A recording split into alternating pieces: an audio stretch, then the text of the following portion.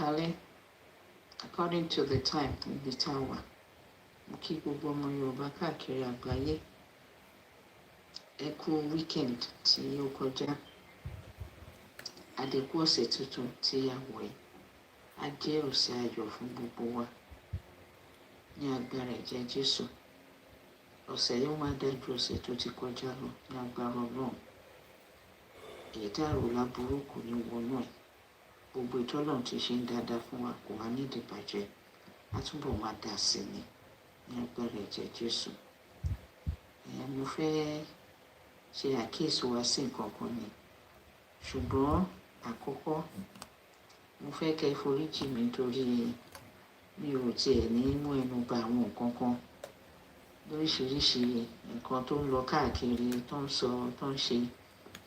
Mi ò ráyè torí mi ò rí wọn, mi ò gbọ́ wọn, mi ò tiẹ̀ dẹ̀ wá mọ̀ wọn.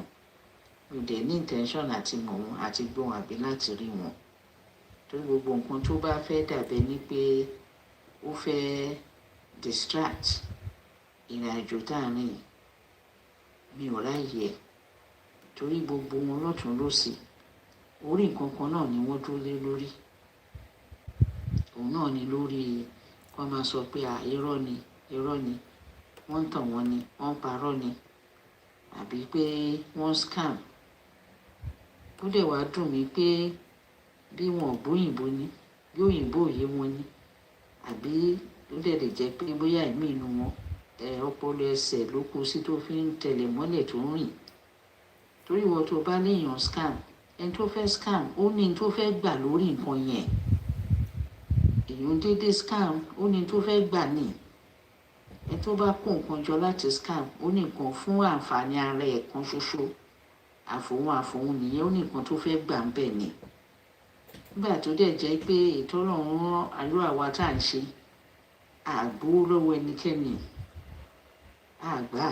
Ọlọ́run ló rán wá ṣẹ́ tá à ń jẹ oúnjẹ ló ń bá wa jẹ. Àbí àwọn kan máa lóun wá láti níbikíbi nígun mẹ́rẹ̀ẹ̀rin àgbáyé yìí. A sọ pé ìgbà tí mò ń sọ̀rọ̀ Yorùbá nation yìí òun dá sísì fún mi àbóun dá kọ́bọ̀ fún mi àbóun kó lé mi lọ́wọ́. Òmìnira Yorùbá account tó dẹ̀ ń ṣe ìdààmú fún àìmọye wọn ọmọ Yorùbá lónìí mi ṣe signatories account kò ń ṣe orúkọ mi ní account. Orúkọ account náà orúkọ òmìnira Yorùbá yìí náà ní 2022. Kí ló ṣe wá di ìṣòro àti wàhálà sínú ayé àwọn kan? Ṣùgbọ́n mi ò ní gbénu lé àwọn nǹkan tó dàbẹ́ ní pé distraction ló jẹ́. Ọ̀sẹ̀ mìíràn ni máa ń sọ fún gbogbo apẹ́jà remain focus. A máa remain focus ni lágbára Ọlọ́run.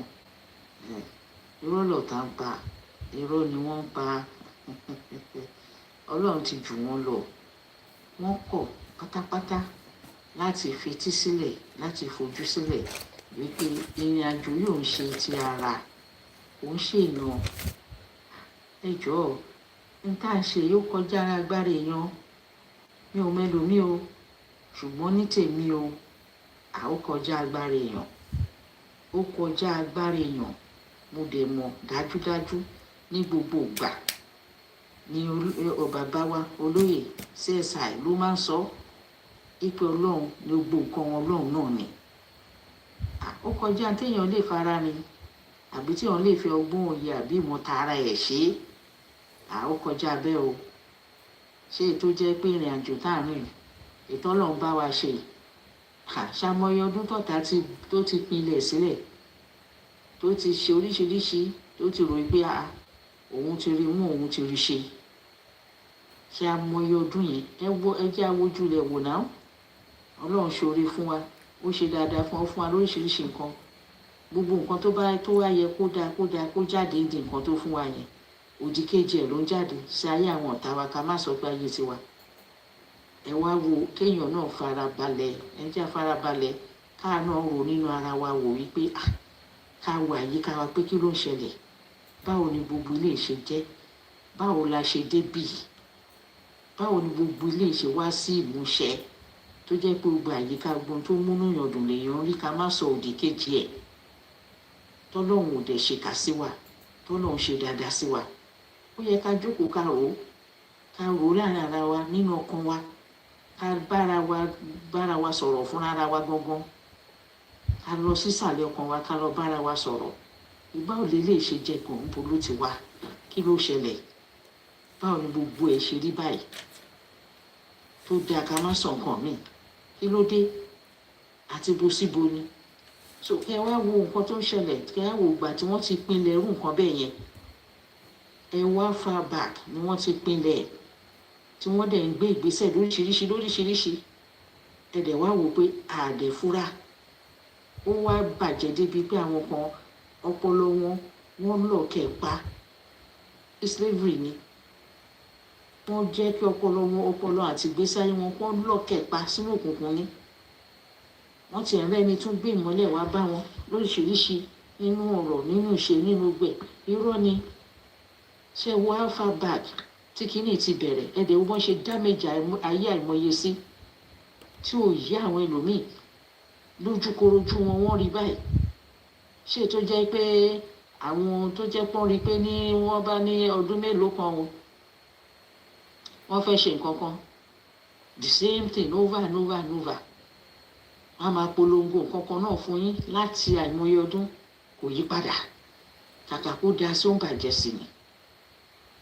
Àwọn tó tún ti pókè ọ̀nà míì, ọ̀nà wo ló tún wà, oríṣiríṣi ọ̀nà náà bá bẹ̀rẹ̀ sí ní gbé jáde, ẹ̀dẹ̀ ń gbé ọ̀nà jáde, ẹ̀dẹ̀ ń wo àwọn èèyàn pé ìyà ń jẹ àwọn èèyàn, ìyà ń jẹ ọ̀tá wa ní, kò tí ń ṣàwà, ìyà ń jẹ ọ̀tá ọmọ Yorùbá, ìyà ń jẹ ọ̀tá ọmọ Yorùbá ní gbogbo ìṣọ̀wà. Ẹ̀dẹ̀ ń rí gbogbo nǹkan bẹ́ẹ̀ yẹn, ara ò ní yín, kàkà yẹn kí ni máa rí jẹ ń bẹ̀, kí nínú tẹ̀sẹ̀ tó tún ṣe bàjẹ́ tó yẹn, kí lẹ tó sì fẹ́ rí jẹ ń bẹ̀, tẹ̀sẹ̀ fẹ́ fún the last drop ẹ̀jẹ̀ tó wà lára àwọn èèyàn jáde, kó ṣáà ti lè jẹ́ pé tí ń wà òkè. Ẹjẹ́ àwo wá far back, wọ́n ti ṣe aburú yìí, ẹjẹ́ àwo ìpínlẹ̀ ọmọ Yorùbá. Ọlọ́run ò dá wa bẹ́ẹ̀ o, rárá o. Ìran tó yẹ pé ó nífẹ̀ẹ́ èèyàn, a nífẹ̀ẹ́ èèyàn gidi, à ń ṣáájò, à ń ṣàpọ́nlé, aṣọ oríṣiríṣi. Ó wá di pé wọ́n sọ gbogbo ẹ̀ di bó ṣe rí yìí. Wàásù oníkálukú tó oníkálukú mú síra wọn, kán bù lẹ́sẹ̀, ọba náà ṣe ń sọ, kán pa ni. Ó ga o, ibẹ̀ lẹ máa ti mọ̀ pé àwọn ọ̀tá yìí Ọlọ́run ti jù wọ́n lọ, wọ́n ti ṣiṣẹ́ aburú gan, wọ́n ti ṣiṣẹ́ aburú jìnnà torí tí wọ́n gbìn tó fi lè wá hu irú nǹkan tó hu èso jáde báyìí, ẹ wo alpha bag náà ti gbìn, ó wá fi wá hu èso tó tó báyìí ní àìmọye, kí ìran Yorùbá kó jẹ́ pé wọ́n máa tò bí ìgbà tẹ́ pé wọ́n ń tọrọ bárà, wọ́n máa tò ní ọmọ Yorùbá, níbo yẹn ti fẹ́ ṣẹlẹ̀. Ẹ wo kí irú kan bẹ́ẹ̀ tó lè jẹ jáde ní àìmọye ilé, kí ebi máa pa àwọn èèyàn, kó má sí owó, kó má sí ọkàn nílẹ̀ Yorùbá kẹ̀, nínú ọmọ Yorùbá. Ẹ wo nǹkan tó ń ṣẹlẹ̀, ẹ wo alpha bag ní kíní tí ń ṣẹlẹ̀, ẹ wo ìgbà tó ti gbé kíní tó wá hù tó hù sí. Ṣé mọ̀ pé àwọn tó ń gbé irú nǹkan báyìí wọ́n ti fi sọ́kàn pé àwọn ti gẹ̀ẹ́tẹ̀, àwọn ti win, àwọn ti gẹ̀ẹ́tẹ̀.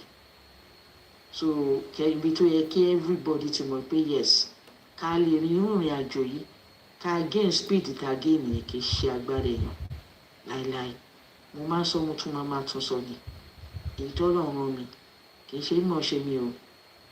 Ọlọ́run kẹ́ mi dáadáa, ó dẹ̀ ṣoore tó pọ̀ fún mi, ṣùgbọ́n ilé ìgbọ̀ngbọ̀n yìí kì í ṣe agbára mi, kì í ṣe mọ̀ ṣe mi. Ọgbọ́n òye ìmọ̀ tó fún mi, bó ṣe ṣoore tó pọ̀ tó fún mi lórí ọgbọ́n òye ìmọ̀, kò tún ṣe nípasẹ̀ ọgbọ́n òye ìmọ̀ tó fún mi. Òun fúnra rẹ̀ ló ń rìnrìn àjò yìí, fúnra rẹ̀ Ọlọ́run ọba ayérayé, ọba tí ń jẹ́ èmi ni, òun nìkan ṣo ni, kò tún sí ẹlòmíì, àfi òun nìkan ṣoṣo ni Ọlọ́run, òun nìkan ṣoṣo ni. Òun ló rìnrìn àjò yìí fún rẹ̀. Ọlọ́run dẹ̀ ló ṣàánú nítorí aráàánú gbà ni. Èmi ò dẹ̀ ní kọjá bó ṣe ní kí n ṣe o, láíláí mi ò ní kọjá ẹ̀. Àìmọye náà káàkiri báwọn náà lẹ́bùn tí wọ́n ó ṣàní bọ́lọ̀ ṣe rán ní. Moki Wugbo, I say very good morning and welcome once again. as we continue our quest and campaign for the self-determination. Let's play the anthem and then we go into it again this morning.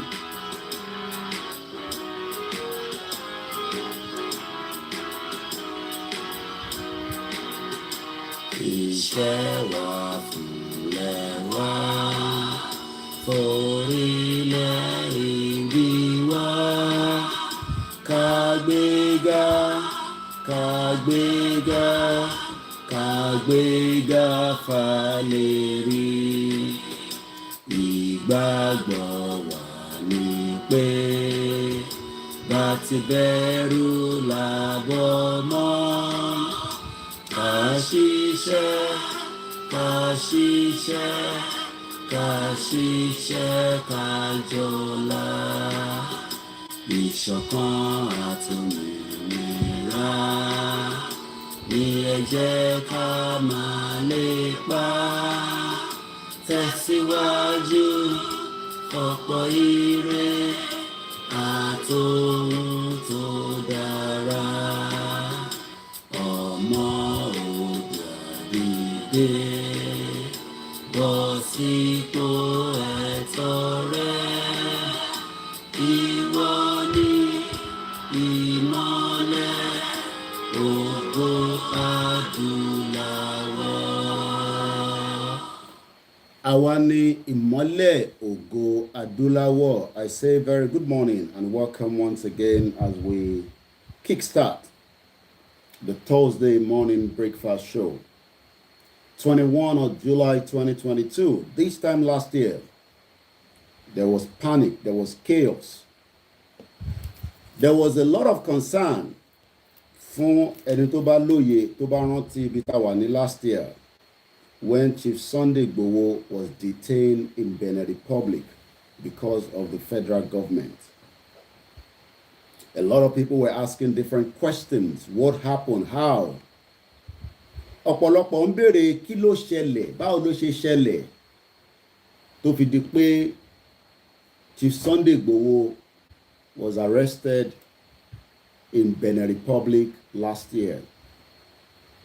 But I think we have enough to be thankful that a year after, Chief Sunday Igboho is a free man,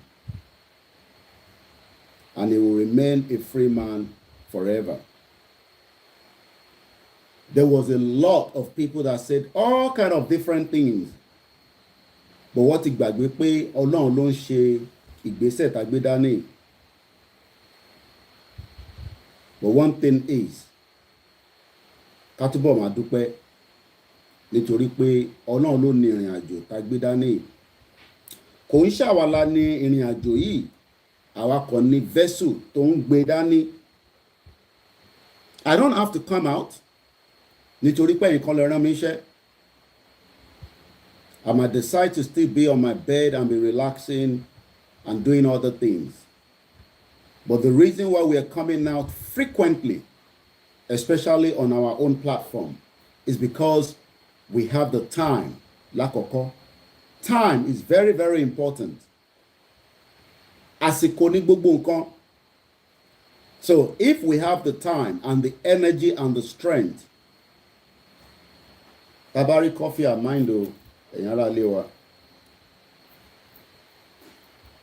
if I have the time and the strength, nothing can stop me from coming out as many times as I wish, because nobody is controlling this platform. Not the federal government, not Lai Mohammed, and not even the British government. So that means I will be out there regardless of how many people will be available to listen as at the time that Koikimedia is live. But one thing is, a máa fi platform wa láti fi liberate àwọn tó wà nílé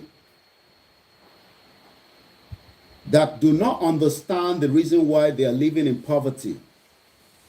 Something that is about the politics in Nigeria. It is not the politics that is making your life miserable. What is actually making your life miserable? I will tell you again this morning. It's because we have all been locked into a country called Nigeria. The country that you cherish and you love so much care less about you and your family. And I'm being honest with you. It does not matter. I will tell you that Nigeria hates every single Nigerian. But it is Nigeria that wants to kill themselves to save Nigeria. It is the same Nigerians. As we are trying to bring Nigeria down, some Nigerians want to save Nigeria. Whether they are Hausa that love Nigeria, whether the Igbo that love Nigeria, whether the Yoruba or the other 500 or whatever ethnic groups in Nigeria. But categorically, Nigeria does not like any one of you. Nigeria hates you to hell. Nigeria tell you like yen, te fi para ile lórí. Nigeria categorically hates every Nigerian that is living inside. Gbogbo ẹni tó ń gbé nínú Nigeria ni Nigeria hates. And I'll tell you why. The first thing you've got to understand is, if truly Nigeria love you, it would have provided everything that you wanted. Since 1960, after the fake independence that the British organized, while the others were preparing for a better handover. Don't always tell me to speak English. If you are not comfortable with the platform, please just leave. Kò ń ṣe Yorùbá nìkan ni mò ń bá sọ̀rọ̀. Àgbáyé lèmi ń bá sọ̀rọ̀. Ebi báyìí ò kì í ṣe Mama SOJ. This is not a blogging platform. I'm speaking to United Nations. I'm speaking to ECOWAS. I'm speaking to African Union. Don't tell me to speak Yoruba. Ẹ̀yin kọ́ lẹ máa sọ ìgbà tí máa sọ Yorùbá. Tẹ́yìn lẹ rò pé mò ń bá sọ̀rọ̀ ni. I'm talking to the international community that is telling you that there is about 19 million Nigerians that are living in poverty, but they are not doing the needful to break up the shithole country. The United Nations does not know that the Yorubas are suffering, the Igbos are being killed, massacred on a daily basis by the fake government that has now also preparing a coup in the final stage. Or even the Hausas that have been marginalized by the same Fulanis. Are you telling me that the European Union do not know that your life is worthless? They know that your life is worthless, but they'll rather use you as statistics and use some Nigerians to set up NGO and give you peanut. And when you see people like those that are working, I'm not against what they are doing. I'm talking about let have 1 million Cocoon Foundation in Nigeria, it will not solve the problem in Yoruba land. Let us have 1 million Oriyomi Hamzat. I am not criticizing what they are doing. They are working tirelessly, but they cannot fix Yoruba land. Not to talk about fixing Nigeria. Are you not listening? The same international community will tell us every day that there is Nigeria that is number 6 global terrorism index. Why not let us go? If you know that Nigeria is number 6, so that we can defend our borderline and equip people with a powerful weapon and kill those that wants to come and invade us. Britain would not allow terrorists to come into this country. They would defend this country with their last blood. But the question is, the Yorubas are still waiting for the same international community. And that is exactly what Chief Mrs. Modukwala is keep telling us. For the same àwọn òyìnbó tó dá wàhálà sí wa lọ́rùn to come and rescue us. Are we not stupid people? We are all stupid. Aṣẹ̀fẹ́ lọ gbàṣẹ lọ́wọ́ Britain to come and tell us when to leave Nigeria and when to declare. We declare Yoruba nation. If Britain is not interested in that, let them move to the north. It's as simple as that.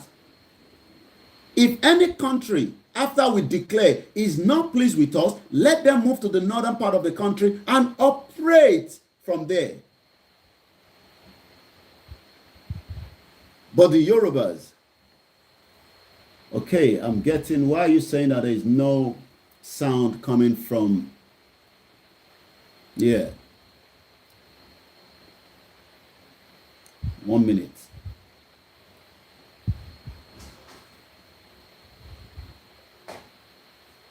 Can you close it up, please, because of reflection.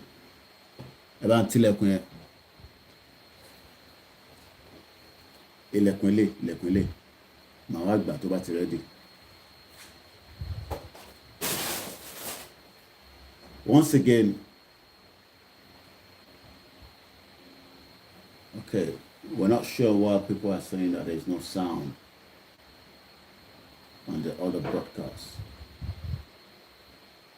Mo kí gbogbo ọmọ Yorùbá káàkiri níbikíbi tí ẹ ti ń gbọ́ wa, tẹ́ ti ń wò wá. And I say good morning and welcome once again.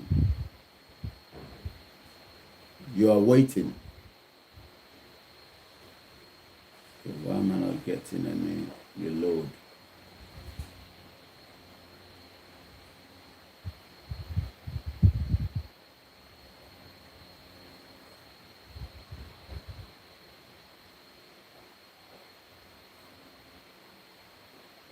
Once again, a very good morning.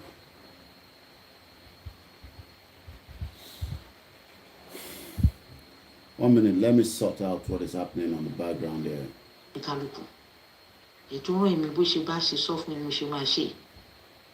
Gbogbo nǹkan tó náà bá dẹ̀ fẹ́ gbé kalẹ̀ fúnra rẹ̀. Ẹni tó bá ní ìmọ̀ òye yẹn, á mọ̀ ó máa gbé kalẹ̀ bẹ́ẹ̀ fúnra rẹ̀ ni. Ẹ wo ìgbà tó yẹ Ọlọ́run ní kí inú àkókò ọkọ̀ ojú omi. Bó ṣe máa kọ measurement ni, ibi ni ilẹ̀kùn wà, ibi ni window wà, ibi eléyìí ni kò ṣe, gbogbo ẹ̀ lọ́lọ́run sọ fún un tó fi kọ ọkọ̀ yẹn tán. Ó tún kọ tán gbogbo tó máa kó sínú ọkọ̀, gbogbo ẹ̀ lọ́lọ́run sọ fún un. Ó tẹ̀lé bọ́lọ́run ṣe sọ in details, ó tẹ̀lé to the gbogbo ẹ̀ to the last dot ni, to the very very last dot ni, kò change kankan. Bọ́lọ́run ṣe sọ fún un ló ṣe ṣe. The same thing náà ni ìgbà tó Ọlọ́run sọ fún Mósè, gbogbo bọ́lọ́run ṣe ránṣẹ́ bó bá ṣe sọ fún ló ṣe ń ṣe. Jọ̀pá sílẹ̀ mo tún mú padà lọ ṣe lè tún ṣe, nọ̀pá síwọ́ orí omi ní ọkọ̀ pupa èèyàn pé ṣe lè ó máa sọ fún ni. Pàtó tún ti di stage tó ipò kì í lọ kọ́ àk báyìí lẹ ṣe máa ṣe, báyìí lẹ ṣe máa ṣe. Moses lọ́lọ́run fún blueprint náà, òun lọ́lọ́run ṣàlàyé fún un. Ó ṣẹ̀ṣẹ̀ wá pé àwọn tó máa wá ṣiṣẹ́ yẹn, ó pè wọ́n jọ. Yókè ẹ̀yẹn ṣe báyìí, ẹ ṣe báyìí. Ọlọ́run dẹ̀ tún ti fi yé àwọn yẹn náà. Oníkálukú ṣé wọ́n gbé jáde. Wọ́n gbé jáde ní dáadáa bọ́lọ̀ ṣe fẹ́. Ètò Ọlọ́run mi ni mò ń ṣe. Bó ṣe gbélé mi lọ́wọ́ pé kí n ṣe máa ṣe ni mi ò lè kọjá bẹ́ẹ̀. Àwọn ẹni ìṣíwájú ò kọjá instruction tó fún wọn. Ó ti sọ fún mi, ó ní ẹgbẹ́ ò ní nǹkan kan ṣe pẹ̀lú ẹgbẹ́ kankan. Mi ò tí ì bẹ̀rẹ̀ sí ní actively ṣe ẹgbẹ́ Yorùbá yìí kó tó di pé ó ti sọ fún mi. Ìgbà wo ni Ọlọ́run ti ní ká bẹ̀rẹ̀ ìrìn àjò ọ̀rọ̀ Yorùbá yìí? Àgbà yẹn àti ẹ̀ tí kò ṣe bíi ti èyí tó dìbì ní tẹ̀mí báyìí. Tá à ń gbìyànjú pé taratara. Àwọn tó ń ṣe Yorùbá nígbà yẹn lẹ́yìn gbẹ̀yìn yẹn tó ti kọjá. Ẹ jọ̀ọ́ ẹ̀yin ọmọ Yorùbá bá mi bi wọ́n léèrè pé ẹ jọ̀ọ́ ta ló ń jẹ́ Yèyé Oòduà? Kí ló dé tó ń ṣe ń pè Yèyé Oòduà? Ẹ bi wọ́n léèrè, ẹ ṣèwádìí yẹn. Kí n padà sí nǹkan tí mo sọ. Èyí tó wà lẹ́sìn ó ti kọjá tara. Ó ti kọjá pé bóyá ọ̀rọ̀ èèyàn kan, ọ̀rọ̀ ìran là ń sọ yìí. Só di dandan ọwọ́ Ọlọ́run ló wà. Ó dẹ̀ di dandan ká rìn, ká gbé ìgbésẹ̀ yẹn bọ́lọ́run bá ṣe fẹ́ ni.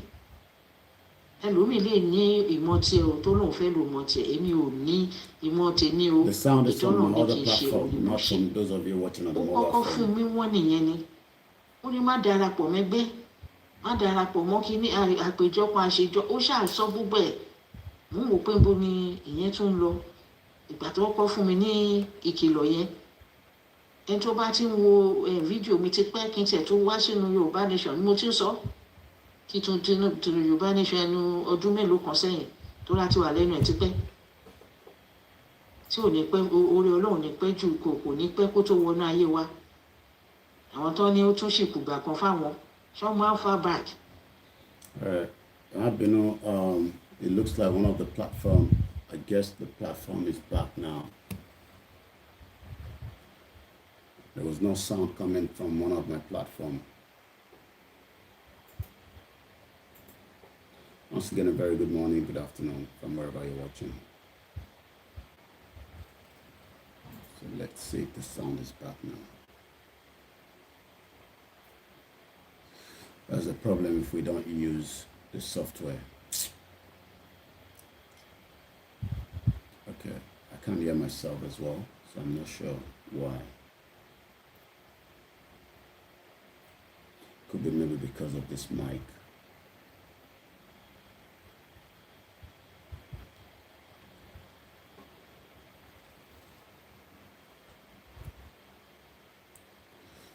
I should be able to hear myself back on my other system.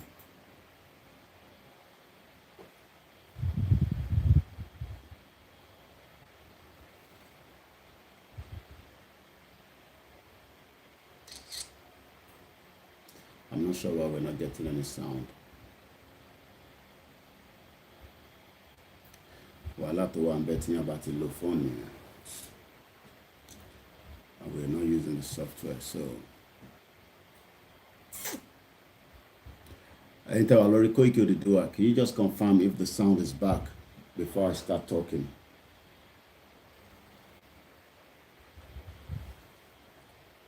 Can you confirm? Koikimedia Odudua, no voice again.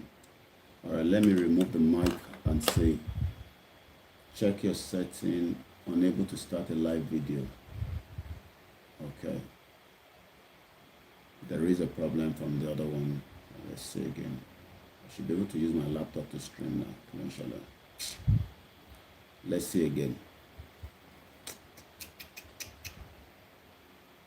There's something conflicting. Let's see. That's any location now. It's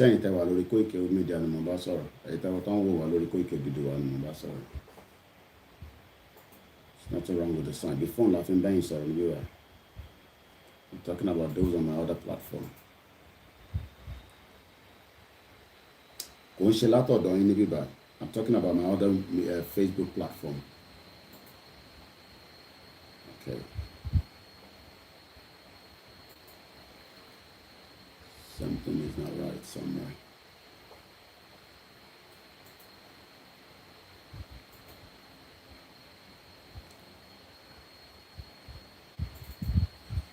All right, it's back now. Conflict one because of the mic. See your mic. I think they can hear me now loud and clear. So we just leave the mic for now. Emma Bino for that short delay. I think the sound is back. Akim Adiorazak, can you confirm the sound about Daddy, Mr. Akim Adiorazak? I'm not talking about those watching on Koikimedia. I'm talking about my other platform. Mr. Razak, can you just confirm if the audio is good before I continue with the conversation?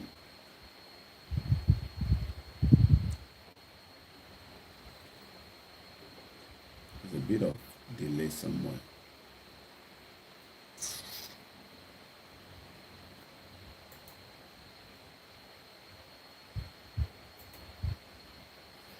Yeah, I can hear it anyway coming out.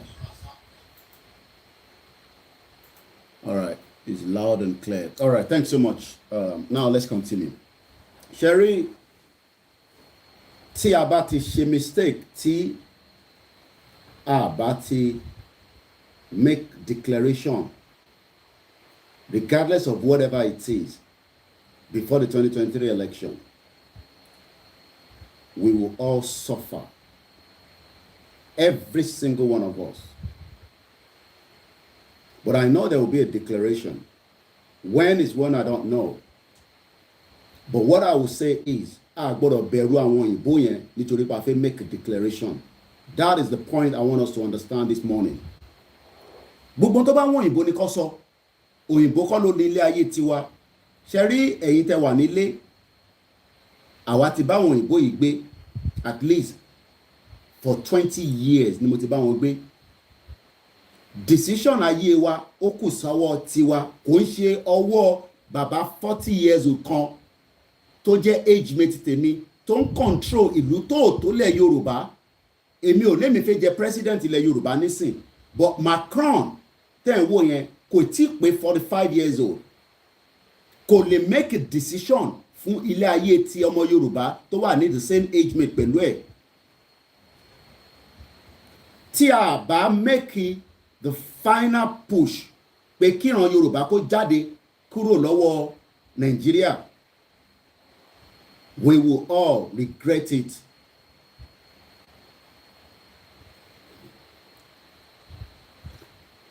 Wọ́n kò ọ̀wọ́ kan ní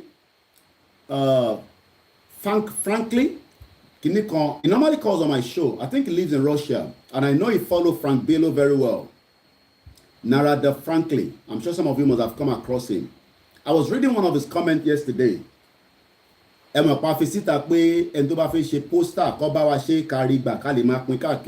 wrote something that just like every one of us, every one of them that writes the same thing. I read a lot of comments, maybe not everything, but I read a lot of comments.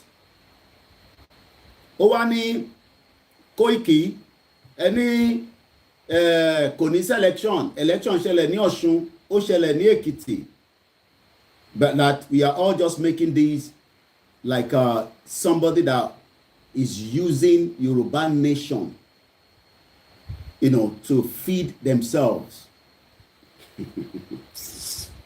Oh my God.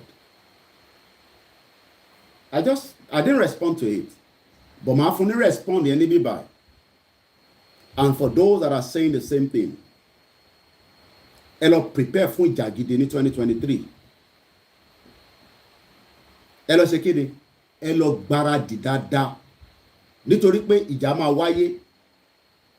There's no doubt in my mind about that. I don't care whatever other platform are saying. I don't give a toss. Kò sí tó kàn pẹ̀lú other platforms o. Platform tèmi, mo sọ fún yín pé ìjà máa wáyé láàrin àwa àti àwọn Yorùbá politician before 2023. That's all I'm going to say. Láàrin àwa, I don't care. Kò ń ṣe Fúlàní la fẹ́. You think ẹ fi pé Buhari ní strength láti bá wa jà? Kò ń ṣe Buhari la fẹ́ bá jà. Kò ń ṣe Buhari. No. Kò ń ṣe Buhari la fẹ́ bá jà. Wallahi tallahi summa billahi la ilaha huwa. Kò ń ṣe Buhari la fẹ́ bá jà.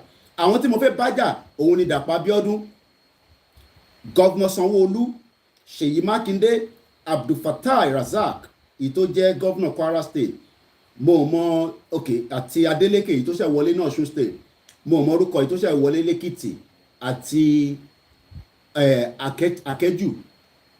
Àwọn governor 8 yẹn nílẹ̀ Yorùbá, àwọn là ń gbáradìlẹ̀ fún. Nítorí pé àwọn gangan ni wọ́n fún wa ní impression pé àwọn làwọn nílẹ̀ Yorùbá. Ibi tí ìjà dẹ̀ máa ti bẹ̀rẹ̀ láàrin wa nìyẹn. Gbogbo ẹnu ni mo fi sọ. Ìdí tó ṣe dissolve ìṣọ̀kan ọmọ Oòduà, ìlànà ọmọ Oòduà ní ìṣọ̀kan ọmọ Oòduà. Níṣẹ́rí, let me say this. It's good for us if Baba believe that, and because any convention and lórí, I'm meant to do a proper program on it. Dissolving an executive body does not stop a Yoruba nation. If they believe that the executive body needs to be changed, we should change them. Tí ó bá lẹ́tọ̀ọ́ pé kí ìlànà ọmọ Oòduà, that is the pilot, even though the YSDM nothing claim pé àwọn like oh my God. Olúkàlùkù ṣàfi pilot Yoruba nation. But it's good. Let everybody do what they want to do. Ẹ ṣàfi platform tèmi náà sílẹ̀. Nítorí pé èmi náà communicate pẹ̀lú àwọn kan. Tí bá ní mo communicate, àwọn jẹ́ gbogbo àtàjọ́ wà báyìí. Ẹlòmíì máa béèrè pé kí la máa ṣe ìtúbò bá lè lọ ṣe ni kó. Tó bá lè ra anything láti fi ṣe anything, ó ní láti béèrè lọ́wọ́ ẹ̀mí. Èmi kọ́ ló fẹ́ gbàṣẹ, kí ló fẹ́ gbàṣẹ lọ́wọ́ ẹ̀mí fún? Èmi ń báṣẹ tèmi lọ as a media person, which I'm a media. Mo ń ṣe security, mo dẹ̀ ń ṣe warrior, but màá fi media mi màá fi bà Nàìjíríà jẹ́ ká tó débi tá à ń lọ, màá dẹ̀ fi make sure pé ìran Yorùbá ó bọ́ kúrò lóko ẹrú. Iṣẹ́ tí mídíà tèmi fẹ́ ṣe nìyẹn. And it's not a crime against the world to make use of a media to communicate to people kí wọ́n lè gbọ́ nítorí pé inú ìyà la wà. I haven't asked anybody to go and commit any crime or anything, or I've not instigated any violence. But what I'm saying is, before 2023, ilẹ̀ Yorùbá máa gbóná, ó máa yọ eruku, ìyẹn there's no doubt about that. Kò ń ṣe Fúlàní la fẹ́ bájà. Àwọn tí a fẹ́ bájà ni àwọn gómìnà àti deputy wọn àti gbogbo àwọn tó bá jẹ́ sọ̀ǹgbé wọn tó wà lábẹ́ wọn. There's no doubt in my mind about that. Pé ìjà ò ní wáyé láàárín àwa àtàwọn Yorùbá politicians ẹ̀tútù ẹ̀dànù. Ìjà máa wáyé nítorí pé à ń sọ pé a fẹ́ lọ, àwọn ní àlọ, wọ́n ní ká wà nínú Nàìjíríà. Nàìjíríà wo? Ṣé Nàìjíríà tí bàbá ńlá ìyá wọn tó create? Because tí gómìnà ilẹ̀ Yorùbá bá ń sọ fún wa pé ká má lọ, ẹ béèrè lọ́wọ́ ẹ̀ pé kí ni ìdí tí kò ṣe fẹ́ ká lọ tó fẹ́ kíìpù Nàìjíríà. Ṣé Nàìjíríà jẹ́gẹ́ bí history wa, ó jẹ́gẹ́ bí ìran wa? Ẹ fún wọn ní time, àwọn tó fẹ́ make a declaration, ẹ máa ká push wọn. Àbí we have about 200 days before 2023. So àdúrà tèmi ń gbà ni pé kó declare before 2023. Àdúrà tẹ̀yẹ́kẹ́ iná máa gbà nìyẹn. Ká dẹ̀ máa bẹ Ọlọ́run nítorí pé Ọlọ́run ló fẹ́ ṣe ìrìn àjò yìí délẹ̀. Ẹ gbọ́ mi yé, àwọn kan máa sọ pé tó bá di wàhálà àwọn èèyàn máa kú. There's no doubt about that. People will die. Àfi tá a bá ń parọ́ fúnra wa.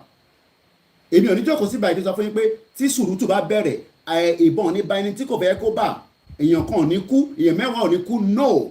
Àmọ́ tó bá ti dé stage yẹn, that means pé a ti gbé gbara wa sílẹ̀ lọ́wọ́ Nàìjíríà nìyẹn. Tó o bá ti dé stage yẹn, a ti gbara wa sílẹ̀ nìyẹn. That means pé we are all fooling ourselves. Ìyẹn ló ṣe máa jẹ́ kí àwọn èèyàn máa sọ pé à ń fi Yorùbá nation a fi ń gbowó ni, à ń fi Yorùbá nation a fi ń make owó ni. But nígbà tó bá di sùúrùtù tí ìjà gidi bá bẹ̀rẹ̀ tó di pé ó ń mì gbìgbìgbìgbìgbìgbìgbì tí gbogbo nǹkan dàrú, then wàá mọ̀ pé wọ́n wí bẹ́ẹ̀ wọ́n sọ bẹ́ẹ̀.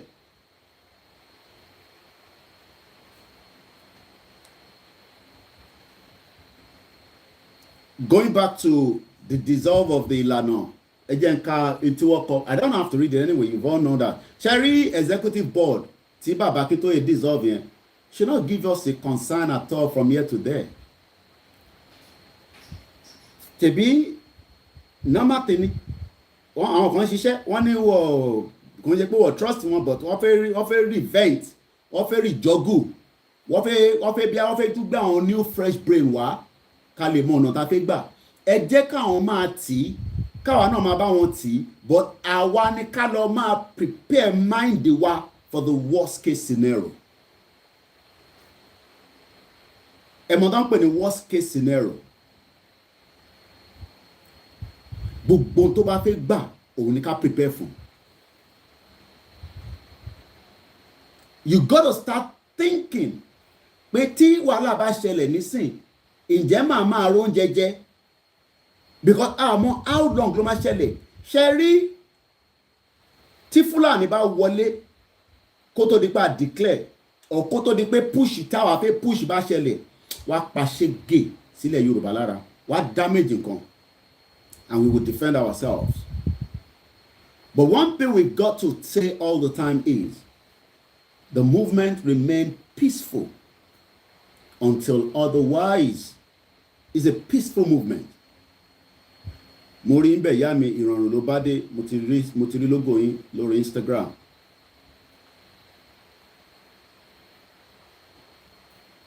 We should take fear away from ourselves. Kí ló fẹ́ ṣẹlẹ̀? Èèyàn máa kú, and then so what? Mọ èèyàn tó ti ń kú láti 1962 ní Nàìjíríà ni. Mọ èèyàn tó ti ń kú láti 1962 àbí láti 1999 tẹ́ ti ṣe democracy. So téèyàn bá wá kú, and then so what? Ó better ká fight it and get the hell out than ká máa dúró fún international community láti sọ bá ṣe fẹ́ gbé ìgbésẹ̀ kúrò ní Nàìjíríà. I saw the European Union ọlọ́ba Tinubu nílé èmi mọ́ tó lọ́ba sọ but European Union kọ́ ló máa decide 2023 nílẹ̀ Yorùbá. European Union àwọn kọ́ ló máa decide.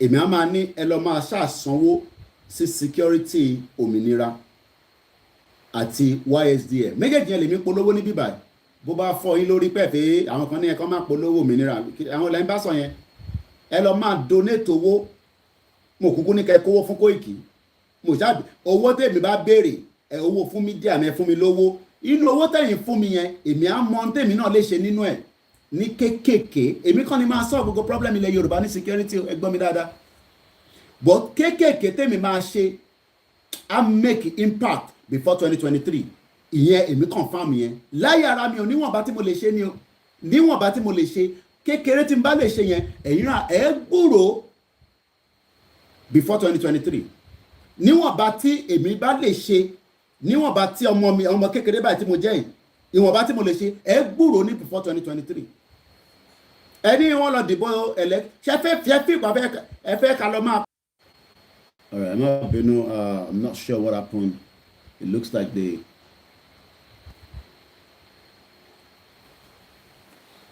Bombo for me 1 minute.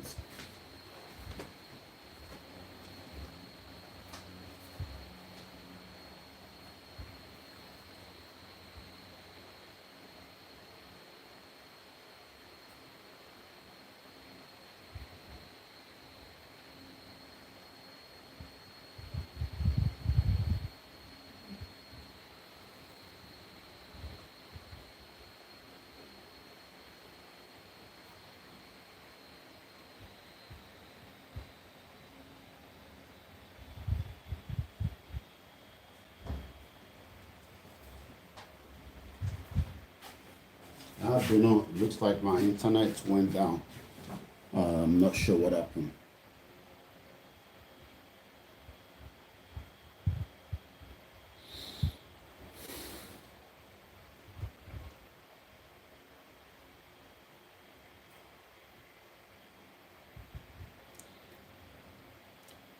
Looks like waiting for this one to come back.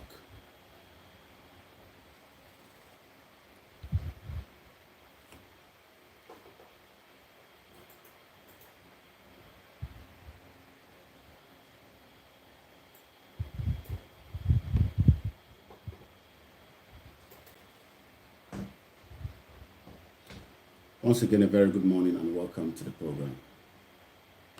No, àwọn èèyàn kú nílé ẹ̀yin ọ̀dẹ̀. Ojoojúmọ́ kọ́ láwọn èèyàn kú. Ọmọ àlè ṣé àwọn èèyàn kú nílé. Ojoojúmọ́ kọ́ ló ń kú lọ hospital yín lórí burúkú ọmọ àlè. Ojoojúmọ́ kọ́ lẹ́ ń kú. Lọ sí general hospital yín kó lọ wò kú tó wà ńlẹ̀ẹ́lẹ̀. Mo ń gbọ́ Prophet Tibetan ní àná and he was talking about an accident that occurred 27 years ago.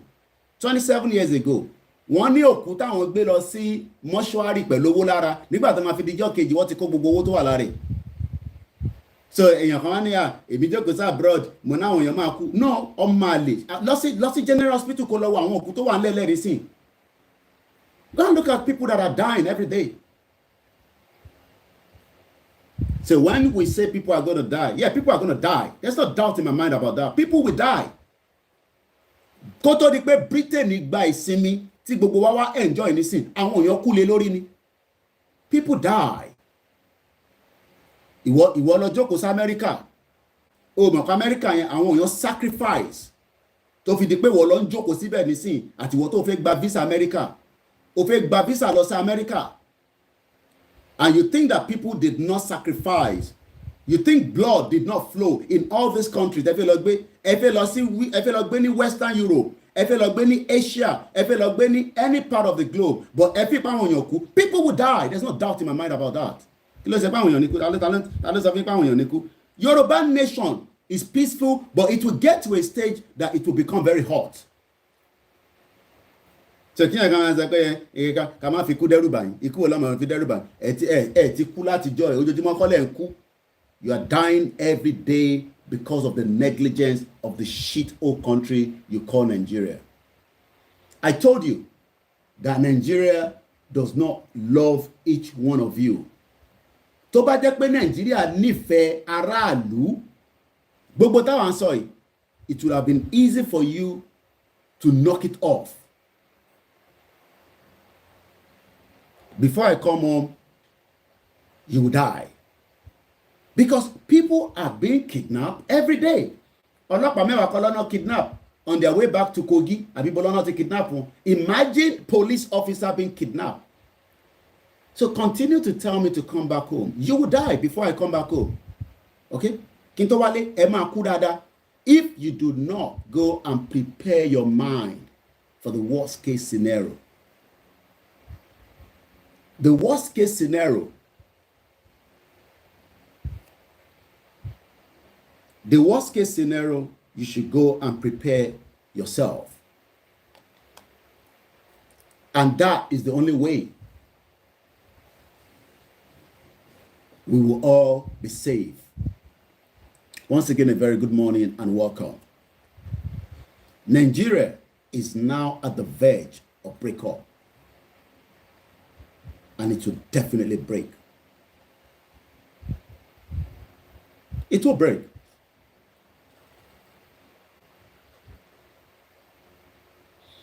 Bear with me, still have an issue with my internet here. Mo kí gbogbo wa níbikíbi tí ẹ bá ti láǹfààní àti darapọ̀ mọ́ wa. My name is Koikimedia. The only thing you will hear from this platform is the truth. If not, Òyìnbó máa make a decision fún yín ní 2023. Òyìnbó máa make a decision fún yín ní 2023. I've seen them. They're telling you that they will come and observe an election. But they are not telling you how they will take away the terrorists from Nigeria. You know none of them are saying anything about that. Àwọn òyìnbó tẹ́ ń dúró dè yẹn. Àwọn aláwọ̀ funfun, they believe. You believe them more than us, àbí? Ẹ̀yin òmùgọ̀. You believe them more than us. That they will solve the problems. But what you do not understand is they are not telling you ìgbésẹ̀ wo la máa gbé tẹ́ máa fi jẹ́ kí gbogbo terrorist tó wà ní ilẹ̀ Yorùbá àti ilẹ̀ Igbo. None of the àwọn òyìnbó yẹn they are not giving you how they will solve that problem. They are not telling you that. But rather they are telling us to go and get PVC. No, ẹ jẹ́ kó máa ní kí n wálé, orí wọn ṣeré ni àwọn tó máa ní kí n wálé, orí yín ò pé. Ẹ jẹ́ kí ẹ máa sọ pé kí n máa lé. Ẹ má lọ mọ bẹ́ẹ̀ ṣe fẹ́ defend ara yín.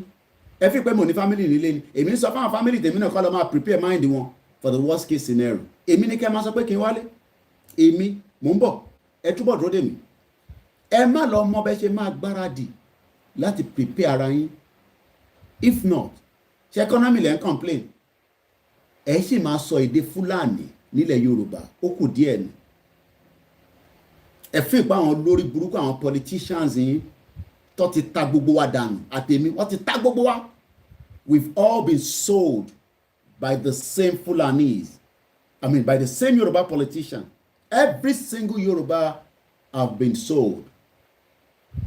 Wọ́n ta bàbá wa, wọ́n tún tà wá lọ́wọ́lọ́wọ́ nísìn. And you are thinking that it will change. Ẹ fi pé Adeleke nísìn bó ṣe jẹ́ governor Osun state nísìn, ó máa make ayé yín kó dá. A ṣe hospital àbí, a ṣe títì, a ṣe ná, a fún yín lóúnjẹ. Nínú resources tí Fúlàní control. Àbẹ́ mọ̀ pé Fúlàní ló ń control resources yẹn. Ti sọ fún yín pé Fúlàní ló ń control resources. Once again, a very good morning and welcome to the program. Mo kí gbogbo wa níbikíbi tí ẹ bá ti láǹfààní àti darapọ̀ mọ́ wa. Let me say this. don't expect anybody to tell you the way I am telling you. They're not going to tell you. Because kò ń ṣe gbogbo èèyàn ló ní àyà. Irú ọ̀rọ̀ tèmi sọ yìí, kò ń ṣe gbogbo èèyàn ló ní àyà ẹ̀. Òtítọ́ dẹ̀ ni mo sọ fún yín. Kí ẹni tó lè máa sọ̀rọ̀ bí mi ṣe ń sọ̀rọ̀ yìí, á jẹ́ pé ó ti prepare the worst case scenario. Not that àwọn tó ń sọ̀rọ̀ wọ́n ní God láti sọ, but wọ́n ń ṣẹ́nu kò fún ìdí kan àbí ìdí kejì. Èmi ò ní láti ṣẹ́nu kò mọ́. I have lived in Europe for 20 years. 20 years ti tó. 20 years tí mo gbé nílùú òyìnbó is more than enough.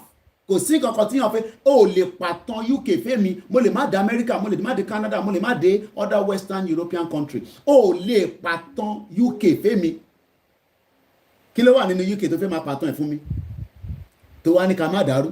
Kí ló ìtàn wo ló fẹ́ pa fẹ́mi tí mo ti gbé pẹ̀lú wọn for 20 years? No, ìwọ náà sọ ìtàn tó fẹ́ pa fún mi. Irú ìtàn wo ló fẹ́ pa? Ìwọ tó ṣe fẹ́ gba visa tó fẹ́ wá ló máa excite. Òfin pé UK excite àwa mọ́ ni. UK ò excite àwa mọ́.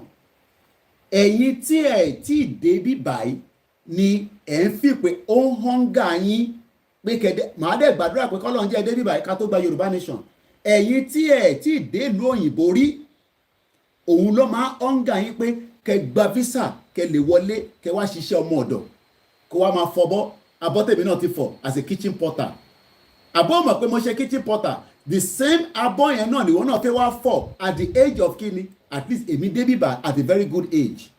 Advantage tèmi máa ní ọmọ 20 years old, mo lè bet gbogbo mo lè fọwọ́ sí pé wọ́n ní fún ẹ ní visa kódà kó lọ tó document wọ́n ní fún ẹ because wọ́n mọ̀ pé irọ́ ló ń pa. I'm talking about ọmọ tó bá jẹ́ less than 22 because around that age lèmi wọ̀ lùi. Ìgbà táwa dẹ̀ ń wá yẹn visa ṣì easy láti gbà. Èmi ò gba Libya kọjá, Ọlọ́run kẹ́ àwa ni. Mo láǹfààní pé mo níyà tó ní foresight. My mom left Nigeria in 1991 because of the exchange rate. Ẹ̀yin òmùgọ̀ ìyẹn ni wọ́n ṣe wá ń sọ nísìnyí pé kí n come back home. Ìyá tó bí èmi gan ó sá kúrò nínú Nàìjíríà ní 1991 because of the exchange rate. Ẹ̀yin tí ẹ̀ ní brain, so òun ní foresight. Àwọn ẹgbẹ́ ìyá mi tí wọ́n kúrò ní Nàìjíríà, mo kàn fi pé kọ́lọ̀ túbọ̀ bá kẹ́ wọn nísìnyí, wọ́n rùn pa ní majority of them because Nigeria ti damage business tí wọ́n jọ ń ṣe pẹ̀lú ìyá tèmi nígbà tí ìyá tèmi kúrò ní Nàìjíríà. Àwọn rò pé àwọn fẹ́ fix Nàìjíríà láti máa continue láti ṣòwò. Ìyá mi ní òwò tóun ṣe yẹn ti tó. I was speaking to my mom yesterday and she was even reminding me that her first travel out of Nigeria was 1976. Bàbá ẹ̀ nísìn níbi tí age bàbá ẹ̀ dé kò lè lọ sí Benin Republic. Bàbá tó bí wọ́n tó ń sọ pé kò keep wọn Nigeria kò lè lọ Ghana kó padà. 1976 ni ìyá tó bí èmi lọ́mọ ló ti ń travel. Kó tó bí mi ní 1978 ìwọ ọ̀dẹ̀. Ó wá ní ká má jà. Ó ní ká dúró ká má jà. Òun dúró fún olórí burúkú àwọn gómìnà yín. Táyé wọn ti bàjẹ́ tó ti báyé gbogbo yín jẹ́. Àwọn yẹn ló ń dúró dè. Kó wá sọ òtítọ́ fún wọn. Àwọn gómìnà tó jẹ́ pé ayé wọn ti bàjẹ́, ẹ wo bí tí bàbá confam kan ṣò fún wa lánàá. Ẹ̀yin tẹ́ bá follow bàbá confam tó wà ní Nàìjíríà.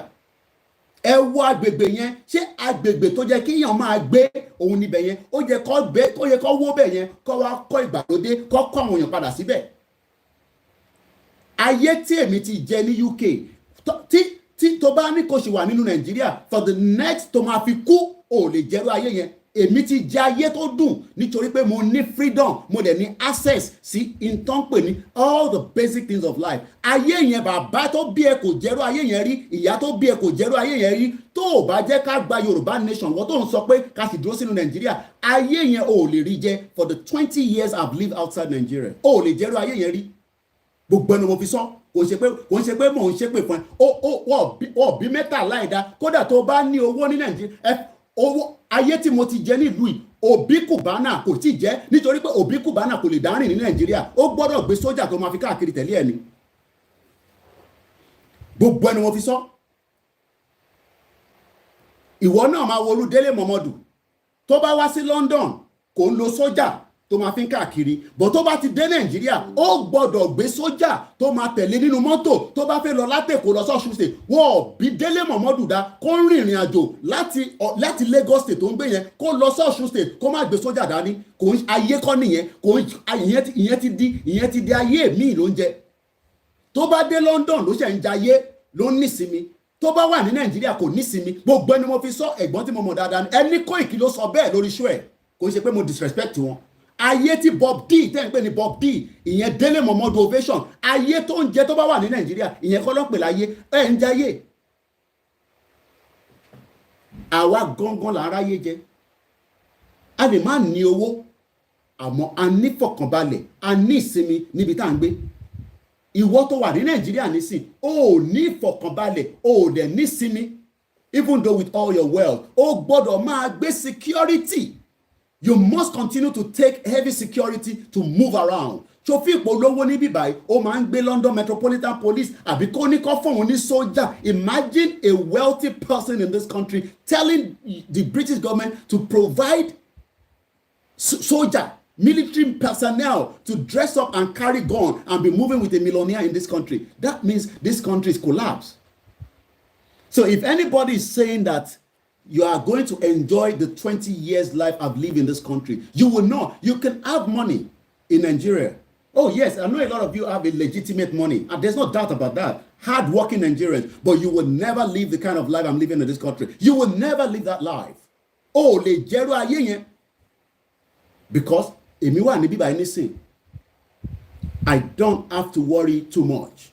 Ìtì bá lè ṣe, I will do it. And I've told you, the reason why I have taken this Yoruba nation as a job for me, I don't think some of you know that. Okay, nísìn mo ti resume nísìn.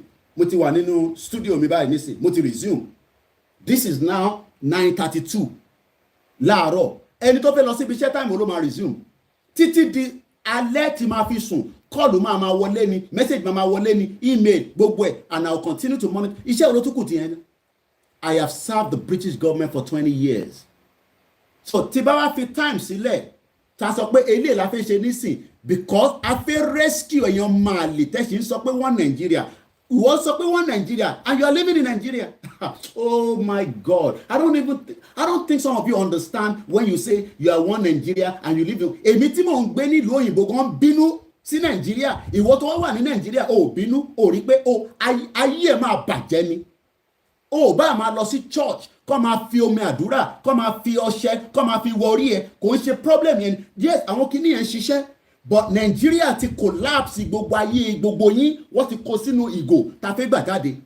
You will continue to suffer even if you go and do alua. Ó bá lọ sí Mecca lára 20 times. Àwọn tó lọ sí Mecca lọ́wọ́ wọn ní sí lọ́wọ́ lé tó ń gbé. Gbogbo àwọn tó lọ sí Mecca lọ́wọ́ bí tó ń gbé, wọn ò níná, wọn ò lómi, wọn ò need the basic things of life. Nígbà tó lọ sí Saudi nìkan ni ọkàn wọn balẹ̀, wọ́n lọ ṣàdúrà. But nígbà tó bá délé gan, àdúrà tó ṣe gan, ẹ̀rù tún bà wọ́n. Because they don't have a life. And the same thing goes to Losi Jerusalem. So the question then is, for how long do you really want to live this kind of fake life? Ìwọ tó ń wò mí, tó ń gbọ́ mi. Koiki wọ̀ tí ó ń pẹ́ kó tó máa gbọ́. Tí wàhálà bá dé, olúkàlùkù máa tidy up. Because wọ́n ti bàyé jẹ́. Àwọn tẹ́yìn pọ́nlé as your political gladiator, wọ́n ti bà ayé jẹ́. Britain, ẹ lọ wo tí àwọn IRA ẹ lọ wo tó ṣe fún Britain kó tó di pé wọ́n lọ. Ẹ̀yin ẹ lọ Google ẹ̀ kẹ́ lọ wo tó ṣe fún ìlú yìí kó tó di pé wọ́n jẹ́ kó máa lọ. Àwọn wá ní ká máa lọ nísìn, ẹ wá rò pé kàn máa gbà by paper. Hey, bye bye, go. Ẹ gbọ́ in tí bàbá wa Báṣegùn. Wọ́n ní 1913 Britain yá owó lọ́wọ́ ilẹ̀ Yorùbá 8.5 million ẹ̀yàn Mali. Ìjẹ́wọ̀ rí owó yẹn rí? Do you understand? 1913. I'm not saying the UK is not good. Don't mix my word up. I have said that tó bá gbé níbí báyìí, after one day, you will be asking yourself, kí ló wà níbí báyìí gan sef? Apart from freedom. But your life will not be as happy as being in Yoruba land. You can apply for visa. Don't mix me up. I have lived here for 20 years. Ó ti sú mi. So tí wọ́n bá ṣe fi rìnrìn àjò yẹn, it's up to you. But ask yourself, age wo ni anything? If you are 20 something years, the chances that you would get even a student visa is very, very slim. gbogbo ẹnu mo fi sọ because ìgbà tẹ́mi dé èmi apply fún visa ni ní Abuja tí mo fi sọ pé mo lọ mọ́ and it took me 14 years. Do you hear what I'm saying? 14 years kó tó di pé Britain sọ pé ó yá ìwọ náà gbà ok ṣé ìwé níwọ̀n náà wá ló ṣe lọ láti jọ ẹ̀yà àgbà àwọn dẹ̀ lọ dá problem sílẹ̀ ní Nàìjíríà 14 good years kó tó di pé wọ́n approve resident permit fún mi ọmọ náà pè ní resident permit àṣẹ pé o lè máa gbé nílùú yìí legally àìmọye ọmọ Nàìjíríà nísìn wọ́n support Yorùbá nation àmọ́ wọ́n wà illegal nílùú yìí ẹni tó dẹ̀ dá problem yẹn sí wa lọ́rùn òun ni the same Britain yìí kódà ó jẹ́ kó fún gbogbo Nigerians ní exclusive access to this country at any time if it is true that the British government loves Nigeria. But a lot of you will never know this because nobody is going to tell you this. So ibi tẹ́mi ti wá gbé ká dúpẹ́ fọ́lọ́run ká dúpẹ́ f'Elédùmarè ká wà níbẹ̀ ẹ má bínú mo fẹ́ máa àbọ̀rọ̀ mo yẹ yín nísìn sorry laptop tó wà lẹ́yìn yẹn ni mo mute yeah àbọ̀rọ̀ mo yẹ yín nísìn so when I am telling you Tebani come home and support you. I just laugh. I'm already supporting you from here. Okay? I am already supporting millions of you from my broadcast. So when you say I should come back home, I just try to understand okay, Tibawale, what do you want me to come and do? Oh, so we can go to the front and we push it together. When some of you don't even have the balls in the first place. Ni balls, because Tebani balls ni. Right? 6 months. Ìwọ tó ń wò mí nísìn 6 months. Lọ sí school. Ń sùn ń jí. Èmi ọmọ tẹ́ ń ṣe. Dáná sí títì. Níbù ní north. Worship protest. Èmi ò tí rí bí i protest bí méjì mẹ́ta kan tá rí nílẹ̀ Yorùbá. Ní north gan wọ́n protest. Ní balls. So ẹ̀yin tẹ́ ní balls. Ẹ̀yin gan tẹ́ kọ́kọ́ gbé apá. Mo sọ fún yín pé tá bá rí a number of people lójú títì for 2 days. Àwa máa bọ̀ àbíkọ́ ta sọ fún yín kọ́ ni àti sàn yín láti last year àfi kẹ́ máa sùn kẹ́ máa jí come back home tí bá wá wálé ṣe kí n lè máa bọ̀ nílé kí DSS kó mú mi mọ́lẹ̀ àbí ìtọ́rí ẹ̀ lẹ́sìn pé kí n wálé ọ̀rọ̀ wálé kọ́ ló wà lẹ́ni sìn there are so many things tí gbogbo yín máa lọ máa ṣe máa gbáradì ni wọ́n ń pe kíní kan ní ìgbáradì ẹ lọ máa gbáradì sílẹ̀ torí pé àsìkò kan máa dé tẹ́yìn náà lè ṣe kí ni ẹ lè activate ìgbáradì nísìn táwọn àti ń sọ fún yín nísìn ẹ lọ máa prepare mind yín sílẹ̀ pé ọmọ tí bọ̀bọ̀ yìí sọ yìí ok ẹ jẹ́ ká tẹ̀yẹ Yorùbá nation kúrò ṣe fíìl pé bí Nàìjíríà ṣe ń lọ yẹn kò ní díjàlẹ̀ ẹ pa Yorùbá nation tì ẹ jẹ́ ká fi Yorùbá nation sílẹ̀ fúngbà díẹ̀ nísìn ṣé bí Nàìjíríà ṣe ń lọ lọ́wọ́lọ́wọ́ nísìn ṣé lọ́kàn ara ẹ lẹ́mìí ara ẹ ṣó dìgbà tí Koiki bá wálé ni o tó mọ̀ pé Nàìjíríà ti ní problem. No, you will not be honest with yourself. Even if I don't come back home, the way Nigeria is right now, do you think that Nigeria cannot? Do you think that Nigeria will survive the way it is? Forget about the movement. Do you think in your mind that Nigeria will survive? Every day, as we know, okay, show me Yoruba nation kọ́ ló ń kidnap àwọn èèyàn. Yoruba nation kọ́ ló ń kidnap àwọn èèyàn, but on a daily basis there is a terrorist activities tí bá máa fi wo news nísìn because mo ti wo news láàárọ̀ yìí but it changes every minute mo kàn fẹ́ lọ sórí Google nísìn mo ti lọ sórí Twitter okay ọ̀rọ̀ ti bishop ló ń trend àwọn fake bishop tó kò sí tó kàn pẹ̀lú gbogbo yẹn gbogbo fake bishop tó kó káàkiri lọ sí Abuja I'm not interested in that I am more interested in níbo ni Boko Haram ti pààyàn níbo ni terrorist ti pààyàn ìyẹn lèmi máa wà interested ìyẹn lẹ́sẹ̀ máa sọ pé page wa is all about bad news because bad news yẹn lèmi wá because bad news yẹn lèmi fẹ́ yẹ kí wọ́n mọ̀ pé that is the country that you believe in. tẹ bá pọ̀ níta DSS ò lè mú ẹ ok kò gbọ́dọ̀ sí pé ṣe dáadáa ìwọ owó fídíò ní Sri Lanka àná ọ̀dẹ̀ ló pọ̀ nù yín ọ̀dẹ̀ ìwọ tó ń sọ̀rọ̀ yẹn ọ̀dẹ̀ ló pọ̀ jù ìwọ mọ̀ pé tẹ bá pọ̀ níta tí èrò bá jáde ní numbers ṣèbí numbers yẹn ní bá ṣègùn sọ lánàá tí èrò bá pọ̀ níta èèyàn mélòó ni DSS fẹ́ mú tí èrò bá pọ̀ níta èèyàn mélòó ni sójà fẹ́ mú but ọ̀dẹ̀ ló pọ̀ jù nínú gbogbo ọmọ Yorùbá. Ọ̀dẹ̀ ní ní balls. Ó mọ tán pè ní balls. In tó wà lábẹ́ ẹ̀pọ̀n ẹ̀ òun ló pè bẹ́ẹ̀ ní balls. Ní balls. Ẹnu lẹ́kàn ní àfi kó máa threaten girlfriend ẹ ládùúgbò ẹ. Àfi kó máa yọ àdá síra yín ládùúgbò. Ẹ̀yin tó yẹ kẹ́ kóra yín papọ̀, ẹ̀yin ọmọ cult kẹ́ join together láti di tán pè ní Voltron kẹ́ lè dódindi. Oní DSS máa mú ẹ. Èèyàn mélòó ni DSS fẹ́ mú? Èèyàn mélòó lọ́lọ́pàá fẹ́ mú? Téèyàn 1 million bá jáde nílẹ̀ Yorùbá. So the question is, so nísìnyí torí pé DSS máa mú yín kẹ́ wà nínú ìṣẹ́ kí wọ́n máa tọrọ owó lọ́wọ́ èmi lẹ́yìn ẹgbẹ́ bá ń wá 2,000 naira torí pé ìṣẹ́ ló máa pa ẹ́. Iṣẹ́ yẹn ló máa pa ẹ́ náà. Because tẹ́ ẹ̀ bá force system yẹn ká shut it down one way or the other, ibì kan dẹ̀ ló ti máa bẹ̀rẹ̀. Ẹ̀yin á máa wo gbogbo tó ń lọ lágbàáyé, àwọn tó ń jẹ̀dá yẹn náà wọ́n ń jà nítorí àwọn ìran wọn kan ni. Àbọ̀rọ̀ mi ò yé yín nísìn.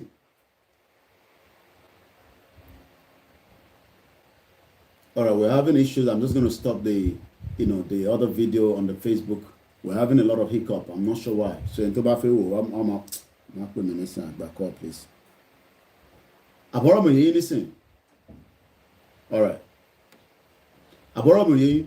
So one thing I can say to you at home is, if you do not prepare your mind,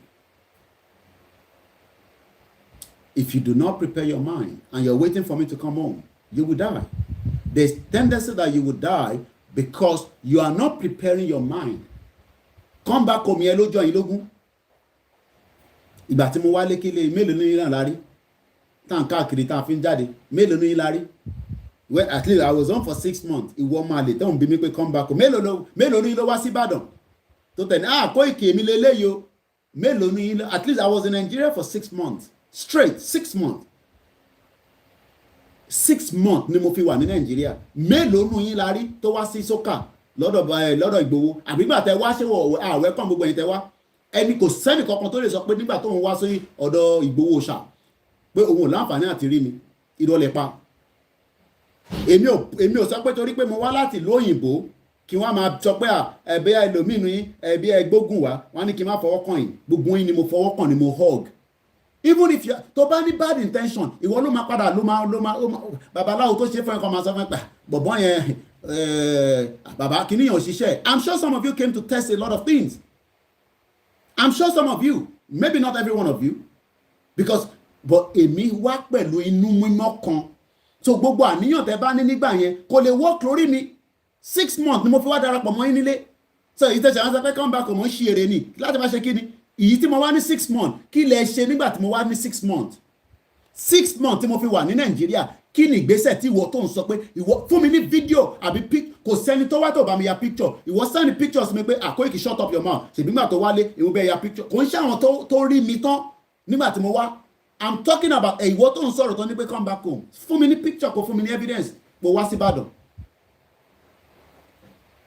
6 months lèmi wá lò nílé náà 6 months adẹ̀ káàkiri kò síbi tá a lọ gbogbo ẹ̀kọ́ la fẹ́ review nísìn kò sí mission tí mo tẹ̀lé wọn lọ àti tẹ́lòmí gan mọ̀ pé mo wà nínú mission yẹn lára àwọn tàjọ́ jáde kò sí mission tí mo tẹ̀lé wọn lọ kò dẹ̀ sí time tí mo rìn. So what I'm trying to tell you is there's a better opportunity for us now. Ìyẹn bẹ́ẹ̀ bá ní kí n máa wálé kan waste time ara yín ni bí ẹ wà lára reason tí bàbá yẹn ṣe náà ríran pé òun ríran pé wọ́n náà máa invite me ta ló fẹ́ invite me ṣé Tinubu ló fẹ́ invite me ní Àbátíkù àbí Buhari kí ni mo fẹ́ wá mú I don't have anything to but I will use my media máa fi sọ òkò ọ̀rọ̀ sí yín ẹ bínú rápẹ́tẹ́ media ilé a máa fi sọ òkò ọ̀rọ̀ inú a máa bí yín because èmi a máa sọ fún yín pé ayé tí mo jẹ nílùú yìí fún 20 years bàbá tó bí ẹ ò tí ì jẹ́rú ayé yẹn rí kò ń ṣe pé a fi ń ṣègbéraga ayé tí mo ti jẹ irú ayé yẹn lèmi dẹ̀ fẹ́ ká gbogbo àjọ jẹ but ìwọ wá ń sọ nísìnyí pé kémi kọ́kọ́ wálé náà kó tó lè jẹ́rú ayé yẹn torí pé a máa pẹ́ nídìí ìtagbédání a máa pẹ́ nídìí ìtagbédání but if we all make okay the sound is gone on okay I'll have to because call to wọlé ni Let's start it again. If you are still hoping and thinking that you would have a life, you will not. Look, Sherry, life goes, you don't have a life in Nigeria. Don't let anybody fool you that there's a life in Nigeria. There's no life in Nigeria. What I am saying is, if we all move together in one formidable force, Sherry Bobo DSS, I've told you about the DSS. I don't have to be going in and out. Sherry Bobo offices here, máa parẹ́ tí wàhálà gidi bá ṣẹlẹ̀. Kò ní síbi tó fẹ́ anybody lọ. Wọn ò ní láti kó anybody lọ sí Abuja because a ní fún wọn ní ọ̀nà tó máa fi náà irú ìtàn gbé orí Yomi Amzat lọ níjọ́ yẹn tí mọ́tò yẹn tẹ̀lé tó bá jẹ́ pé ibi tí Nàìjíríà tó ti dípò ń gbóná ni mọ́tò yẹn gan kò ní rìn kúrò nínú Ìbàdàn. Ẹ gbọ́ mi dáadáa, irú ìjọ tó wá gbé bàbá wa orí Yomi Amzat, hard working man. I was watching one of his videos I think yesterday lórí case Adédoyin yẹn, don contracting ẹ̀. Tó bá jẹ́ pé at this stage ibi tí nǹkan mì gbìgbìgbìgbì ni, they will not be able bí mọ́tò yẹn dá kó move. Ẹ forget about àwọn tó bá gbé bọ́dá ní ìyàn mélòó ló fẹ́ pa ká tó gbà bọ́ lọ́wọ́ wọn. Ó rà pé ẹ understand ṣẹ́rí tẹ máa ń sọ pé wọ́n máa pa wá yẹn okay agree yẹn mo sọ pé there is no way tá a máa fi ṣe kíní lóòótọ́ tí ẹ̀mí méjì mẹ́ta ò ní sọ̀kalẹ̀ but ẹni tó gbé ìbọn dání tó ń yìnbọn fáwọn èèyàn táwọn èèyàn dẹ̀ ń súnmọ́ wọn ó máa sá lọ ni. I'm telling you ó máa láti sá lọ because he will not be able to stay when we are pushing forward. Ṣẹ́rí gbogbo intern rí yẹn institution especially the security architect tó wà Nàìjíríà kò tí dojú ẹ̀ ni kò tí yẹ kí ni kò tí dé ojú ẹ̀ tó bá dé ojú ẹ̀ tán ẹ ti jẹ́ kí kọ́fì mi tutù ọ̀rọ̀ tá à ń sọ ẹ̀ tó bá dé ojú ẹ̀ tán navy officer ó máa wọṣọ Yorùbá nation ó máa náà lọ ó máa sọ páwà lòun support and I'm not joking. Tí ọ̀rọ̀ tá à ń sọ ẹ̀ tó bá dé ojú ẹ̀ tán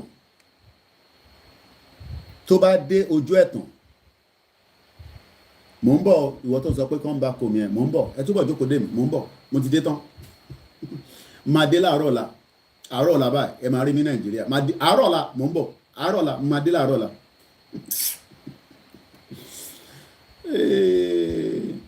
Ìtẹ́yìn understand ni pé kò ń ṣe gbogbo èèyàn ló máa wà ń lé at the right time. Àyìn kan wà ń lé ó ní reason tẹ́ ṣe wà nílé àwa tá wà níta ó ní reason tá ṣe wà níta n tí kò yẹ yín nìyẹn. 6 months mo ṣáà lò nílé ìwọ tó ní kí n wálé yẹn níbo ni ìwọ wà nígbà tẹ́mi wálé ní 6 months ọmọ àlè tó bá ń ṣe ọmọ àlè ni ìwọ ò ní sọ pé kí n wá sílé ní time yìí. Ẹ nídìí èèyàn kan tó máa jẹ́ gbòógì sọ̀rọ̀sọ̀rọ̀ mo ní àwọn kan ṣe gbòógì sọ̀rọ̀sọ̀rọ̀ bọ̀ ọ̀rọ̀ tẹ́mi sọ àwọn tó kù ò sọ mo ní a máa jà níṣẹ́ gbogbo ẹnu mo fi ń sọ àwọn mídíà tó kù ò sọ yẹn so ẹ nídìí irú èèyàn bẹ́ẹ̀. Èmi ò expect kó mi yalé máa sọ pé ẹ máa jà nínú Nàìjíríà nísìn mo expect kọ́mọ Olúkà máa sọ pé ẹ máa jà but Koikimedia sọ pé a máa jà. Because that is the only way out.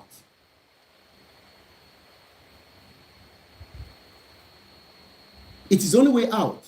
But àwọn kan ní ẹ ní ìbọn tá a máa fi jà ọwọ́ wọn náà láti máa gba ìdà tá a máa fi bá wọn jà ọwọ́ wọn ní. Ara mímọ̀ tí yẹ tí understand.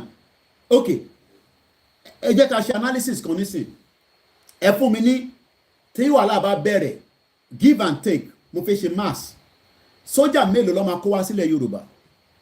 Let's just let's talk about it. We have about mo kàn fẹ́ exaggerate ni o mo mọ̀ pé kò tó bẹ́ẹ̀ o we have 500,000 security soldier navy in Nigeria today, right? They are going to bring every one of them to Yoruba land. Nobody is going to South East. Nobody is going to the North. But the 500,000 is coming to Yoruba land. Mélòó lẹ fi pé wọ́n máa kó wá sẹ́kọ̀ọ́ tí wàhálà bá bẹ̀rẹ̀ nínú 500,000 ni o. nínú 500,000 mélòó lẹ fi pé wọ́n máa kó wá sí Lagos State, because Lagos State ló máa gbóná jù nínú gbogbo táwọn fà lọ́wọ́lọ́wọ́ yìí. Kọ̀tà bá ti shut down Lagos State àti shut down Nigeria. Mélòó lẹ fi pé wọ́n máa kó wá sí Lagos State? Ìyàn kan ní 200,000, okay? I'm looking at the numbers. Ẹ jọ̀ọ́ ẹ bá fi number sí. Nínú 500,000, forget about where máa kó lọ, the whole 500,000 that we bringing to Yoruba land. But mélòó ló máa kó wá sí Lagos State? Ìyàn kan ní 300,000, okay? Ṣé o ti tán ni? Follow program ni. À ń fẹ́ ṣe máàsì nísìn.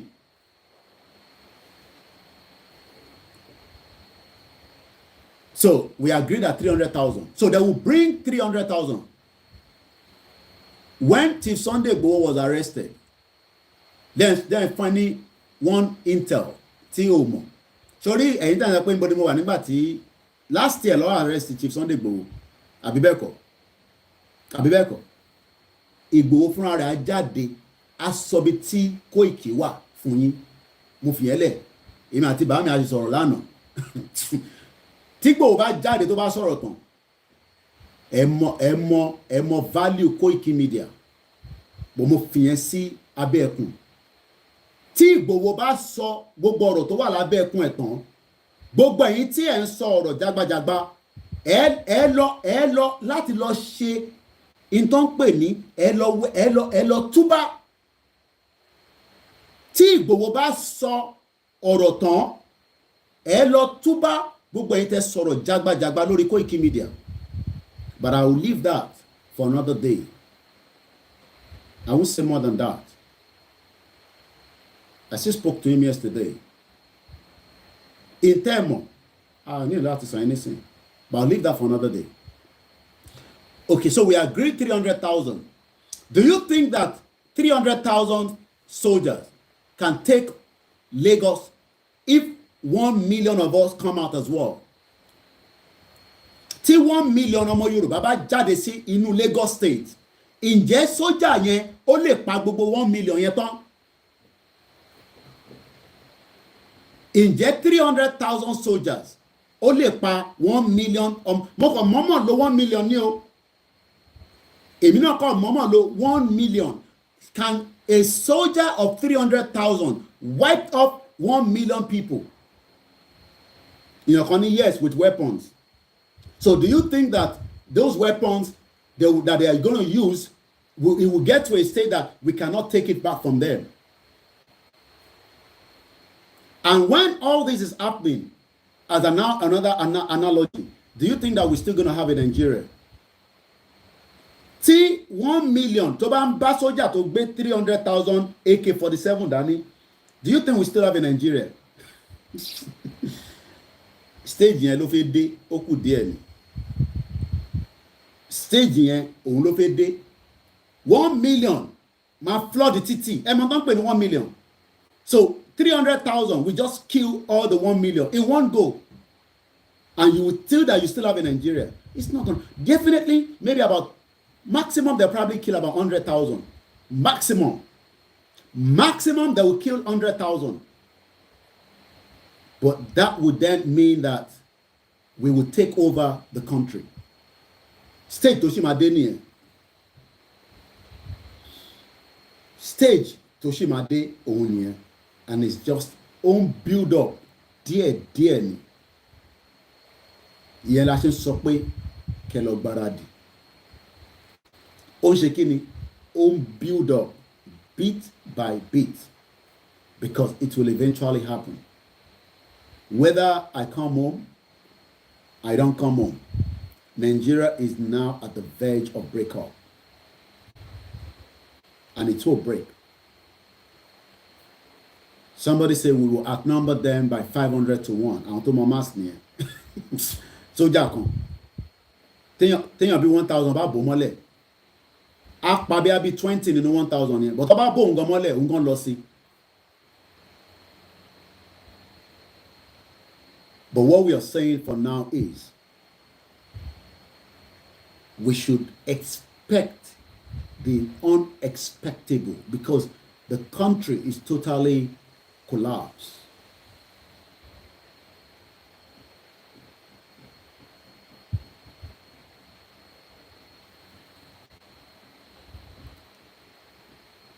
Somebody say even they can't kill. I'm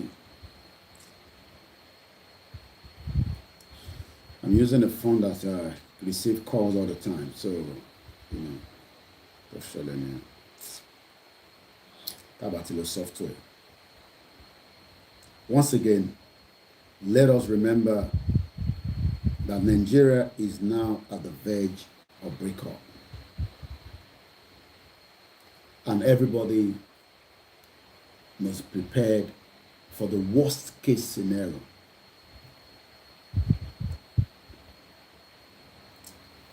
We should go and prepare our mind.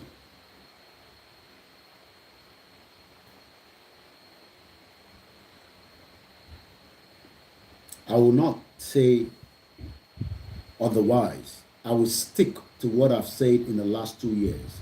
Kini ma di umadija. There's nobody can change my mind on that. Nobody. If not, I'll come and party with Yoruba Nation now on the social media. If we do not prepare our mind, agbodo seri emi yen gangan agbodo kọ́kọ́ prepare ká wá bẹ̀ Ọlọ́run, but àwa gan láti kọ́kọ́ prepare mind wa. Tó bá wá dé dìjà fine, èmi náà fẹ́ kó dìjà, mo fẹ́ ká lọ ní peacefully, but ẹ fẹ́ gba ìlú peacefully. How? Àbá pín 5 million flyers. Ó máa padà dìjà náà ni, because àwọn tí a fẹ́ fi jẹ́ kó yé tó bá adé náà lè ṣe referendum, because kò sí bẹ́ẹ̀ tẹ́ fẹ́ ṣe referendum nínú Nàìjíríà tẹ́ fẹ́ win. Báwo lẹ fẹ́ ṣe referendum? How? Tell me. Ọ̀nà wo lẹ fẹ́ gbà? Báwo lẹ ṣe fẹ́ ṣe? Ẹni kò ní dìjà. Àwọn náà sọ fún yín pé kò ní dìjà. Wọ́n ṣe lórí platform tí wọ́n. Ìjà gidi ń bọ̀. Ìjà gidi láàrin àwọn àtàwọn Haúsá. Because wọ́n fẹ́ ká lọ. Fúlàní ò fẹ́ jẹ́ ká lọ náà. Ẹ ká gba call for the next 1 hour kó tó di pé màá lọ fún studio. And as soon as I'm getting ready for the studio, we shut down the broadcast. I have another 1 hour to play with. No, ẹ̀yin náà gbéyẹ̀wò, ẹ fẹ́ take control padà our resources. Ẹ̀yin wá náà fẹ́ jà. Ọlọ́run. Ẹ fẹ́ gba resources yín padà. How? Ẹ ń dúró de UN wá jẹ́gẹ́ bí institution tó fẹ́ kẹ́ lọ ni. Ṣé ẹ̀yin rò pé United Nations fẹ́ kí Yorùbá Nation kó dá dúró ni? Ta ló sọ fún yín bẹ́ẹ̀? No, ta ló sọ fún yín pé United Nations pé wọ́n fẹ́ kí Yorùbá Nation kó dá dúró? Ta ló ìbọlẹ̀ ti gbọ́ yẹn pé UN o ẹ̀yọ̀ tẹ́ bá ti ń pẹ́ bá mute background mo ní strength láti máa sàlọ̀ pé kẹ́ mute ẹni tó bá ti ń background máa gba sísè máa láti yọ yín kúrò ní ojoojúmọ́ la máa ń sọ fáwọn èèyàn wa àní time láàárọ̀ ẹ̀ ẹgbọ́n sókè ẹ̀bẹ̀ wá ṣe kíákíá. ń gbọ́ yín. Ṣé rí àwọn tó bá ń scared káwá calculate gbogbo àwọn tó ti ń pa látijọ́ ẹ̀ tá a bá jáde on one time gbogbo àwọn tó ti ń pa látijọ́ ẹ̀ kó jẹ́ pé àwọn ni wọ́n fẹ́ pa at this particular time yẹn by now a máa ti débi tá a fẹ́ dé. Tí sójà bá jáde èèyàn mélòó ni sójà fẹ́ pa? Èèyàn mélòó àdẹ níwà ní one spot. Àwọn ẹ̀jẹ̀ máa wòran tẹ̀lé láti fún ọ gbogbo ẹ̀ sọ̀rọ̀ jù nìyẹn. Everybody mama saka, everybody mama round the one up. They cannot do more than what they have. That is the and passion why àwọn tó ní small thing náà wà lára. Ẹ má pariwo yẹn fi yẹn sílẹ̀. Ẹ ní láti sọ̀rọ̀ ayé yẹn. So people don't need to be scared when you come out in thousand. Sójà tó ń termination faraàlú. Ẹ wá lò paráàlú náà termination lọ́wọ́ ni. Alárùn náà termination lọ́wọ́ tí kò jáde ni. Ẹ jẹ́ kí sùúrùtù ṣẹlẹ̀. Ẹ ráwọn èèyàn tó máa kórìṣìíríṣìí kan jáde. Kọ́lọ́wọ́ ìjà tó ṣẹlẹ̀ ní Báfọ̀ náà kọ́ rí nǹkan táwọn boys kó jáde. Tó bá ṣẹlẹ̀ àwọn èèyàn kẹ́rù jáde. A bọ́ uniform, a sá lọ dànù so káyọ̀ má máa fi. ẹrù yẹn lè má pọ̀ ní àwọn èèyàn kẹrù jáde ṣé ẹ fẹ́ sọ pé àwọn ọmọ court boys ò ní ẹrù lọ́wọ́ ni gbogbo yẹn mọ̀ náà táwọn ọmọ court boys ò lẹ́rù lọ́wọ́ everybody lẹ́rù lọ́wọ́ náà wọ́n kàn gbé pamọ́ sílé ni. bẹ́ẹ̀ ni o so káyọ̀ má máa skẹ́ẹ̀dì pé sójà bẹ́ẹ̀ pa àwọn tó ti ń pa láti joy káni gbogbo ayé àti jáde ni ṣùgbọ́n àwọn tó lọ pa church tó lọ ń kidnap tó ń pa àwọn yẹn kọ́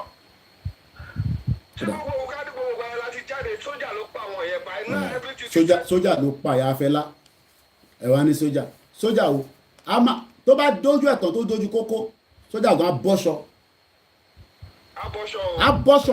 because oríṣiríṣi nǹkan la fẹ́ àwọn convention ẹ rò pé jà yìnbọn fún mi bí ẹ ṣe máa wo fíìmù ni no kò ń ṣerú ìjà yẹn là ń sọ ìjà táwọn àwọn gan ọmọ nǹkan tó lè wá gbá wọn bí àǹjọ̀nú kan ló ń bọ̀ ló máa gbá wọn létí oríṣiríṣi àwọn èèyàn máa kẹ́rù jáde àwọn èèyàn ìdí táwọn èèyàn ṣe ń bẹ̀rù ní sí ni pé tí wọn ò bá rí enough energy wọ́n pe kíní kan ní energy àti force ìyẹn lẹ́sẹ̀ ń dúró de bàbá Ìgbòho àdè lè dúró de Ìgbòho gbogbo wa ní Ìgbòho ìyẹn lẹ́sẹ̀ náà pé Kóìkì máa bọ̀ lẹ́sẹ̀ láti jẹ́ kí èmi kọ́kọ́ máa wálé náà everybody ẹ láti kọ́kọ́ lọ build that fear yẹn ẹ kọ́kọ́ yọ kúrò la tẹ bá ti yọ kúrò nígbà yà yín ó máa easy fún gbogbo àwọn àtàwà lábúrò gan láti wá fọwọ́ kún yín àwọn kan dẹ̀ máa wà níta tó tún máa ṣe oríṣiríṣi iṣẹ́ lọ spirit yẹn ni kẹ́ kọ́kọ́ build up. àwọn kan máa ginger bẹ́ẹ̀ ṣe ń ginger ẹ̀ àwọn kan máa sọ̀rọ̀. tó bá dé stage kan àwọn kan tún máa ṣe bí oúnjẹ ṣe máa wọlé ní láti Benin tó máa ra oúnjẹ ní contain àwọn kan ó ti humanitarian stage ṣì máa dé ẹ forget about gbogbo yẹn onídéwo ọmọ máa pe kinní kan ní ọmọ lẹ́sẹ̀kẹsẹ̀ ló máa bẹ̀rẹ̀ nǹkan pè ní security kí ló máa ń pe kinní resolution meeting tọ́dọ̀ máa sọ fún Nigerian government pé ó gbọ́dọ̀ fàyè sílẹ̀ àwọn fighter jet tó wà Nàìjíríà wọ́n máa sọ pé wọ́n gbọ́dọ̀ lò lẹ́sẹ̀kẹsẹ̀ ló máa fún charity jà bá bẹ̀rẹ̀ nísìn American government máa issue warning lẹ́sẹ̀kẹsẹ̀ sí Nigerian government based on àwọn ammunition tó wà lọ́wọ́ Nigerian government pé ẹ lè lò lórí civilian. ayẹyẹ ẹ̀fẹ́ bẹ̀rẹ̀ sùúrù tẹ ní kí Amẹ́ríkà wá dá sí Amẹ́ríkà ló ń bá wá dá sí. as long as they are targeting the civilian ni as much as bí àgbáyé ṣe wicked tó wọ́n lè àfọ́ọ̀kan pa civilian púpọ̀. Civilian to be out of the country. ẹ jẹ́ kọ́kọ́ lẹ́mí ìwọlé ẹ ṣé gan ni bàbá wa thank you so much 4 minutes ni ẹ. so that fear kí ló máa ṣe nítorí báwọn kò ṣẹlẹ̀ ayélujára kó máa jókòó sílé ni it's just building up ó build up ni kí ni mo sọ ó build up ó máa dé pé èmi ò mọ̀ lè jókòó síbẹ̀ kí n sọ pé kò ní dé stage yẹn àbá pín 1 million flyer ká pín 1 million CD ká pín 1 million ká máa sọ̀rọ̀ lójoojúmọ́ títí di ọ̀túnla 10 tá a bá ti dá sùúrùtù sílẹ̀ a lọ́bì kankan eré là ń ṣe ọlọ́run kan dúró dè wá ká activate elédùmarè àwọn onílẹ̀ gan dúró dè wá àwa là ń ṣojo because ẹ ṣe rẹ àìtí ni gbogbo irinṣẹ́ tá a máa fi jà irinṣẹ́ ọ̀lẹ́mọ̀ tá ló máa kó irinṣẹ́ wá gbogbo ẹ̀ la máa ìtàbárí níbẹ̀ la máa lò ẹ dúró dè Ìgbòho kí Ìgbòho kọ́kọ́ jáde náà kó wá lead voice Ìgbòho níbi tó wà yẹn lásán tí bá ní kó release audio kan nísìn ẹ̀rọ àtúbà federal government ni ẹ rò pé every time he speaks they are scared every time tí gbogbo àná bá dẹ̀ speak in one voice the government will be scared of us government lágbọ́dọ̀ máa bẹ̀rù àwa náà ẹ fi pé èmi máa ṣe program ti fi government gbọ́dọ̀ máa bẹ̀rù èmi Ọláyọmí Kóìkì bùrùsẹ̀ fẹ́ẹ́kẹ́ náà máa ṣe nìyẹn government gbọ́dọ̀ bẹ̀rù ọmọ Yorùbá ni níbi tá a dé ṣe é dáhùn politicians wa àwọn èèyàn they are minor wọ́n máa sá lọ ni politicians máa yá dànù lẹ́sẹ̀kẹsẹ̀ politicians máa sá lọ when the real trouble start they will not wait and the only way we can go out of Nigeria we will do everything all option is on the table all option ló wà lórí table. The number is +44 74 04 40 5917. All options will be on the table for us to leave Nigeria. Not just one option. Every option la máa gbé sórí table. Àwọn kan ní ó ṣe máa padà sórí round table. Ẹ̀kọ́ tó dé round table yẹn, we will do whatever we have to do. Ṣèbí à ń sọ fún wọn nísìnyí pé kọjá ká lọ. À ń polongo, à ń sọ fún UN, à ń sọ fún America, à ń sọ fún gbogbo àgbáyé. Àwọn sọ pé ká wá lọ selection. Àwọn dẹ̀ náà selection. A ní àfẹ́ election mọ́. The country is not one. It can never be one. So why are we then deceiving ourselves? Let's get the hell out of the country now. The country that has created havoc. So ta àwọn olè wa ń bẹ̀rù. Ẹ má sọ̀rọ̀ bẹ́ẹ̀ yẹn, àwọn olè nǹkan má sọ̀rọ̀ bẹ́ẹ̀. Ẹ máa jà ní jàre kólúkálukú lọ máa sáfìsì nǹkan tẹ́ bá gbé dání sọ́wọ́. Ilé ti pa ní ìjà. Ìjà gidi ń bọ̀. Ẹgbọ́n sókè. Ìjà gidi. Ẹgbọ́n sókè ẹ̀gbọ́n mi. Ẹ káàárọ̀. Ṣé rí nǹkan tó ṣẹlẹ̀ ẹ̀kú ṣiṣẹ́ gan? Ṣé rí àwọn ọmọ Nàìjíríà gangan? Bàbá wèrè ni wọ́n, àwọn tuntun wa, wọ́n pààyàn nílé kíbẹ̀, wọ́n sùn ìgbà tó sùn tí àbókí sùn àwọn ọmọ ìlú Èkó, ẹ̀jẹ̀ dákẹ́, ẹ̀jẹ̀ mú, àbókí sùn èèyàn, kì í ṣe kíkan kì í ṣe bí méjì lóko. Olórí burúkú ni wọn kà ọ́ gáìs náà, ṣọ́rọ̀ mi yé sí, ọ̀rọ̀ pé àníjà yẹn, òótọ́ lè sọ, a máa jà, tá a bá jà, a lọ sí ìbọn. Alábìkà kan, èrè pálá ń ṣe. Ẹjọ́ bá jà, ìrọ̀ ọ̀fọ̀ ìpínlẹ̀ fúnra wọn ni. Ẹ jẹ́ káwọn tó bẹ̀rù kó máa bẹ̀rù. Bẹ́ẹ̀ni ìjà o. Pé tẹ́wà níjà yìí, a máa jà. Ṣùgbọ́n tó kọ́ kí ẹ bọ̀. Ẹ ṣe gan ni. A máa jà. A máa jà dẹ̀ máa borí, that's all. A máa jà, àwa dẹ̀ la máa borí. That's all. A máa jà, àwa dẹ̀ la máa borí.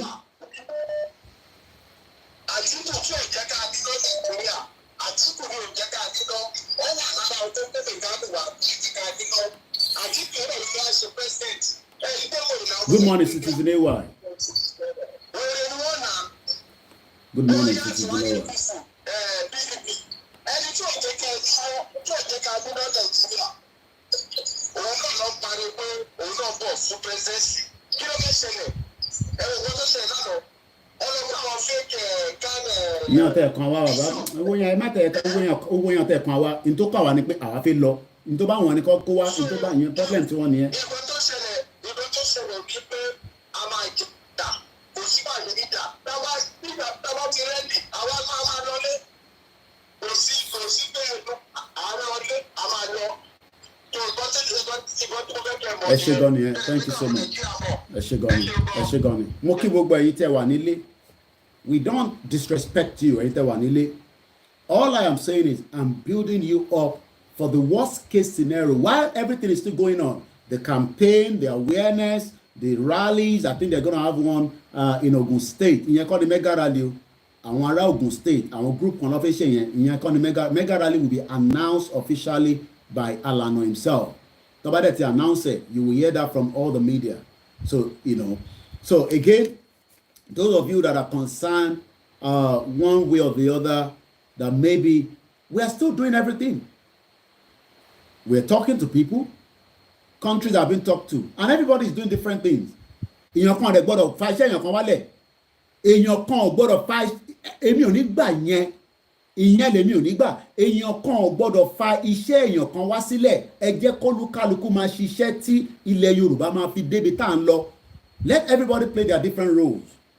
Role kan lèmi play from the media perspective. Èmi kọ́ mo fẹ́ fix gbogbo ẹ̀.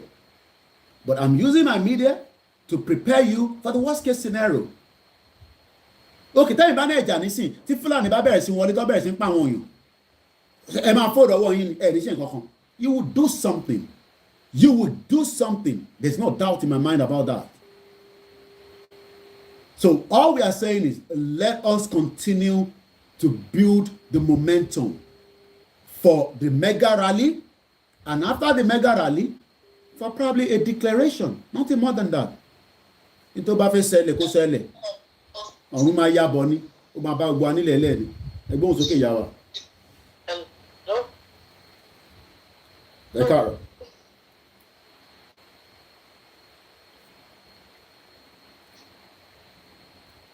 Hello.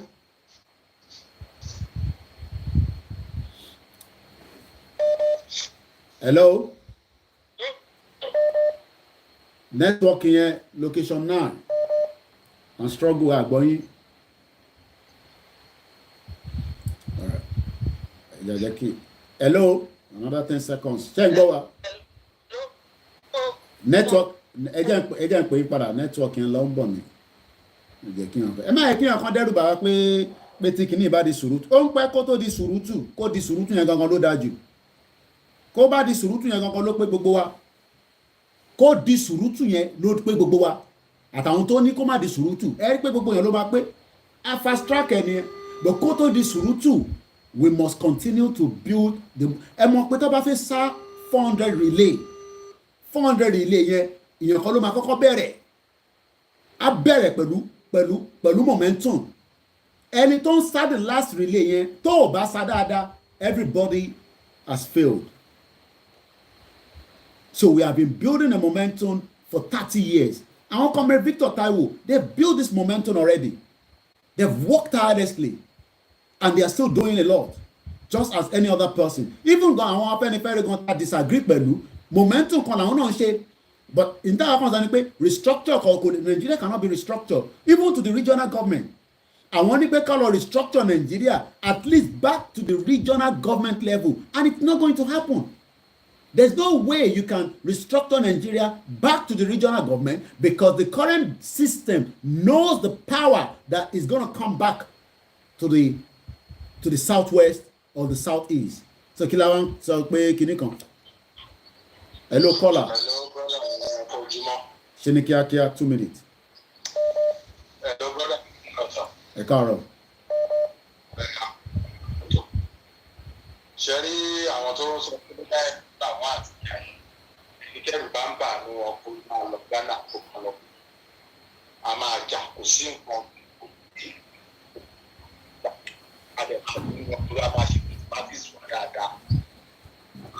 Ẹ máa bọ̀ ọ̀lẹ́ ní àwọn ní Nàìjíríà ní ọ̀lẹ́ ayé òun. Wọ́n ti máa tọrọ gbogbo ẹ̀ pàtàkì tó ti mọ́ wọn lára. Kí góòdù obìnrin ìkìtọ̀ ń gbé sọ́rọ̀ àti ọwọ́ ó máa lọ kọjá látẹ̀lá iná kọjá jẹ́ máa di wíwọ̀ ẹ̀ka fún èèyàn láti wọ̀ kò sí kí a máa jà àjáde máa borí wọn àwọn Fúlàní wọn kò sí kọ́ escape ẹ̀ gbogbo abala máa lé kúrò lẹ́yìn láti máa gba Yorùbá nìṣan wa ní ọwọ́ wọn. Ìjà ó pẹ́ gan tí nǹkan ti dúró de ìjà yẹn torí mo mọ̀ pé kò ní máa mú ìjà. Àdúgbò ẹ̀ ló máa dìmú o ní láti wá sí main center àdúgbò ẹ̀ ló máa hold bí sọ́jà fi ṣe spread sí gbogbo local government àmọ́ lásìkò yẹn bá tó àdúgbò ẹ̀ ló máa hold wọ́n ló pa máa lọ sójọ́ ẹ̀rù ká máa polówó pé ká pàdé lọ́jọ́ ta kí ló ń jẹ́ pé pàdé lọ́jọ́ ta gbogbo local government la máa dìmú lé gbogbo local government chairman dànù bá gbogbo nǹkan tó bá oh my ẹ rò pé ìjà a máa pàdé ní Lekki tó gètè ojú kan lẹ́ ń sọ ni local government ẹ ló máa dìmú tó bá bí local government chairman náà dá kó wá síbi iṣẹ́ àtẹ̀yìn staff bẹ́ẹ̀ ṣeré ni. nígbà tó bá ń gbọ́ gbàgbós local government chairman ó máa sá lọ ni ọba máa yá dànù ni ẹ jẹ́ kí wàhálà ṣẹlẹ̀ ọba tàbá sọ fún pé ẹ wà pẹ̀lú wa tẹ́ni pẹ̀lú wa ẹ mọ̀ tó máa ṣẹlẹ̀ nígbà yẹn ó kù díẹ̀ ni ẹ̀yin rò pé a máa ní pé kí gbogbo àpàdé lọ́jọ́ ta kí ló ń jẹ́ pé pàdé lọ́jọ́ ta local government ẹ ló máa dìmú àdúgbò ẹ ló máa dìmú street ẹ ló máa dìmú street ẹ ló máa dìmú kí ló ń jẹ́ pé máa pàdé lójú kan a máa spread across ilẹ̀ Yorùbá ni kò ń ṣe ojú kan la fẹ́ wà kí ló ń jẹ́ pé ojú kan spread across Yorùbá land títí dé Kogi títí dé Kwara. ọ̀kadà Fúlàní ìlú yẹn náà la máa lò a máa gba gbogbo ẹ̀ lọ́wọ́ àwọn ọlọ́pàá lọ́wọ́ àwọn mílíṣì yẹn náà la máa lò. pé kéèyàn máa kú yẹn kò sí kéèyàn máa kú. ṣé èèyàn kú kéèmí tó máa gbé Britain ẹ mọ èèyàn tó kú tó dípà wá ń gbádùn ẹ̀ nísìnyí abẹ́ ń ṣe eré ni. wọ́n pa àwọn èèyàn ń kú torí wọ̀ ló ń jẹjẹ ẹni pé ká wà nù Nàìjíríà. ẹ lọ máa gbáradì ẹ̀ ń tẹ́ bá wà ń lé ẹ ṣe gan-an ẹ bàbá mi thank you so much láti fẹ́ lómi láàyè kò ní bàjẹ́ fún yín. ẹ má ẹ pé àwọn àǹdẹ́rùbá ní bíbá irọ́ ibi ìbá gangan ni gbogbo ẹ ló ti máa ṣẹlẹ̀ bẹ́ẹ̀ jẹ́ ta sọ fún pé kíni ẹ máa jà nígbà níjà sọ pé kíni bàbá kí tó yẹ kan lè sọ bẹ́ẹ̀ kó fún pàà níjà àwọn èmi ò expect tí bàbá 87 kan sọ pé a máa jà bí ṣe respect bàbá yẹn tó but èmi sọ pé gbogbo ẹnu kíní ta gbé dání ó máa di bàbá ìjà ẹ̀gbọ́n sókè ìyá mi. Hello, Mr. Koiki. Á dára fún yín ní orúkọ Jésù Kristi. Ó ti pẹ́ tá a ti ń sọ̀rọ̀ yìí. Ọlọ́run má jẹ́ kí etí dídi kó ṣe wá lábàámọ̀. ṣé ẹ ti rí ní ojoojúmọ́ báyìí láti bí ọ̀sẹ̀ kan tí mo bá jókòó sínú ilé mi mò ń dá yọ omi lójú ni. Ẹ sọ ọ̀rọ̀ kan nísìnyí tó jẹ́ wípé ẹja náà ẹni Ọlọ́run Olódùmarè àwọn onílẹ̀ Yorùbá ẹni wọ́n ń dúró dè wá ká activate. Òótọ́ lẹ sọ sà torí pé ẹni tó bá rìn tó ń rí nínú ẹ̀mí ó máa mọ̀ pé lóòótọ́ wọ́n ń dúró dè wá lọ́wọ́lọ́wọ́.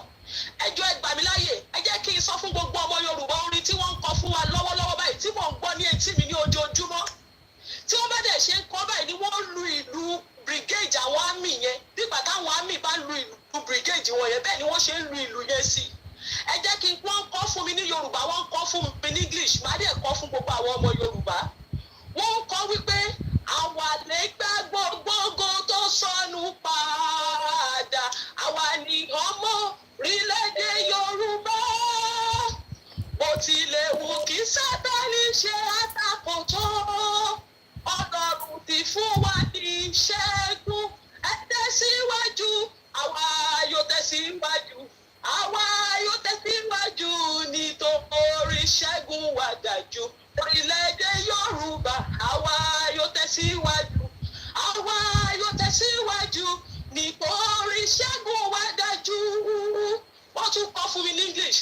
We are able to take back all our lost glories. We are the people of Yoruba nation. Though the devil may be on our way to hinder, God has already given victory. So move on, move on, move on. Yoruba nation, move on. Yoruba nation, move on.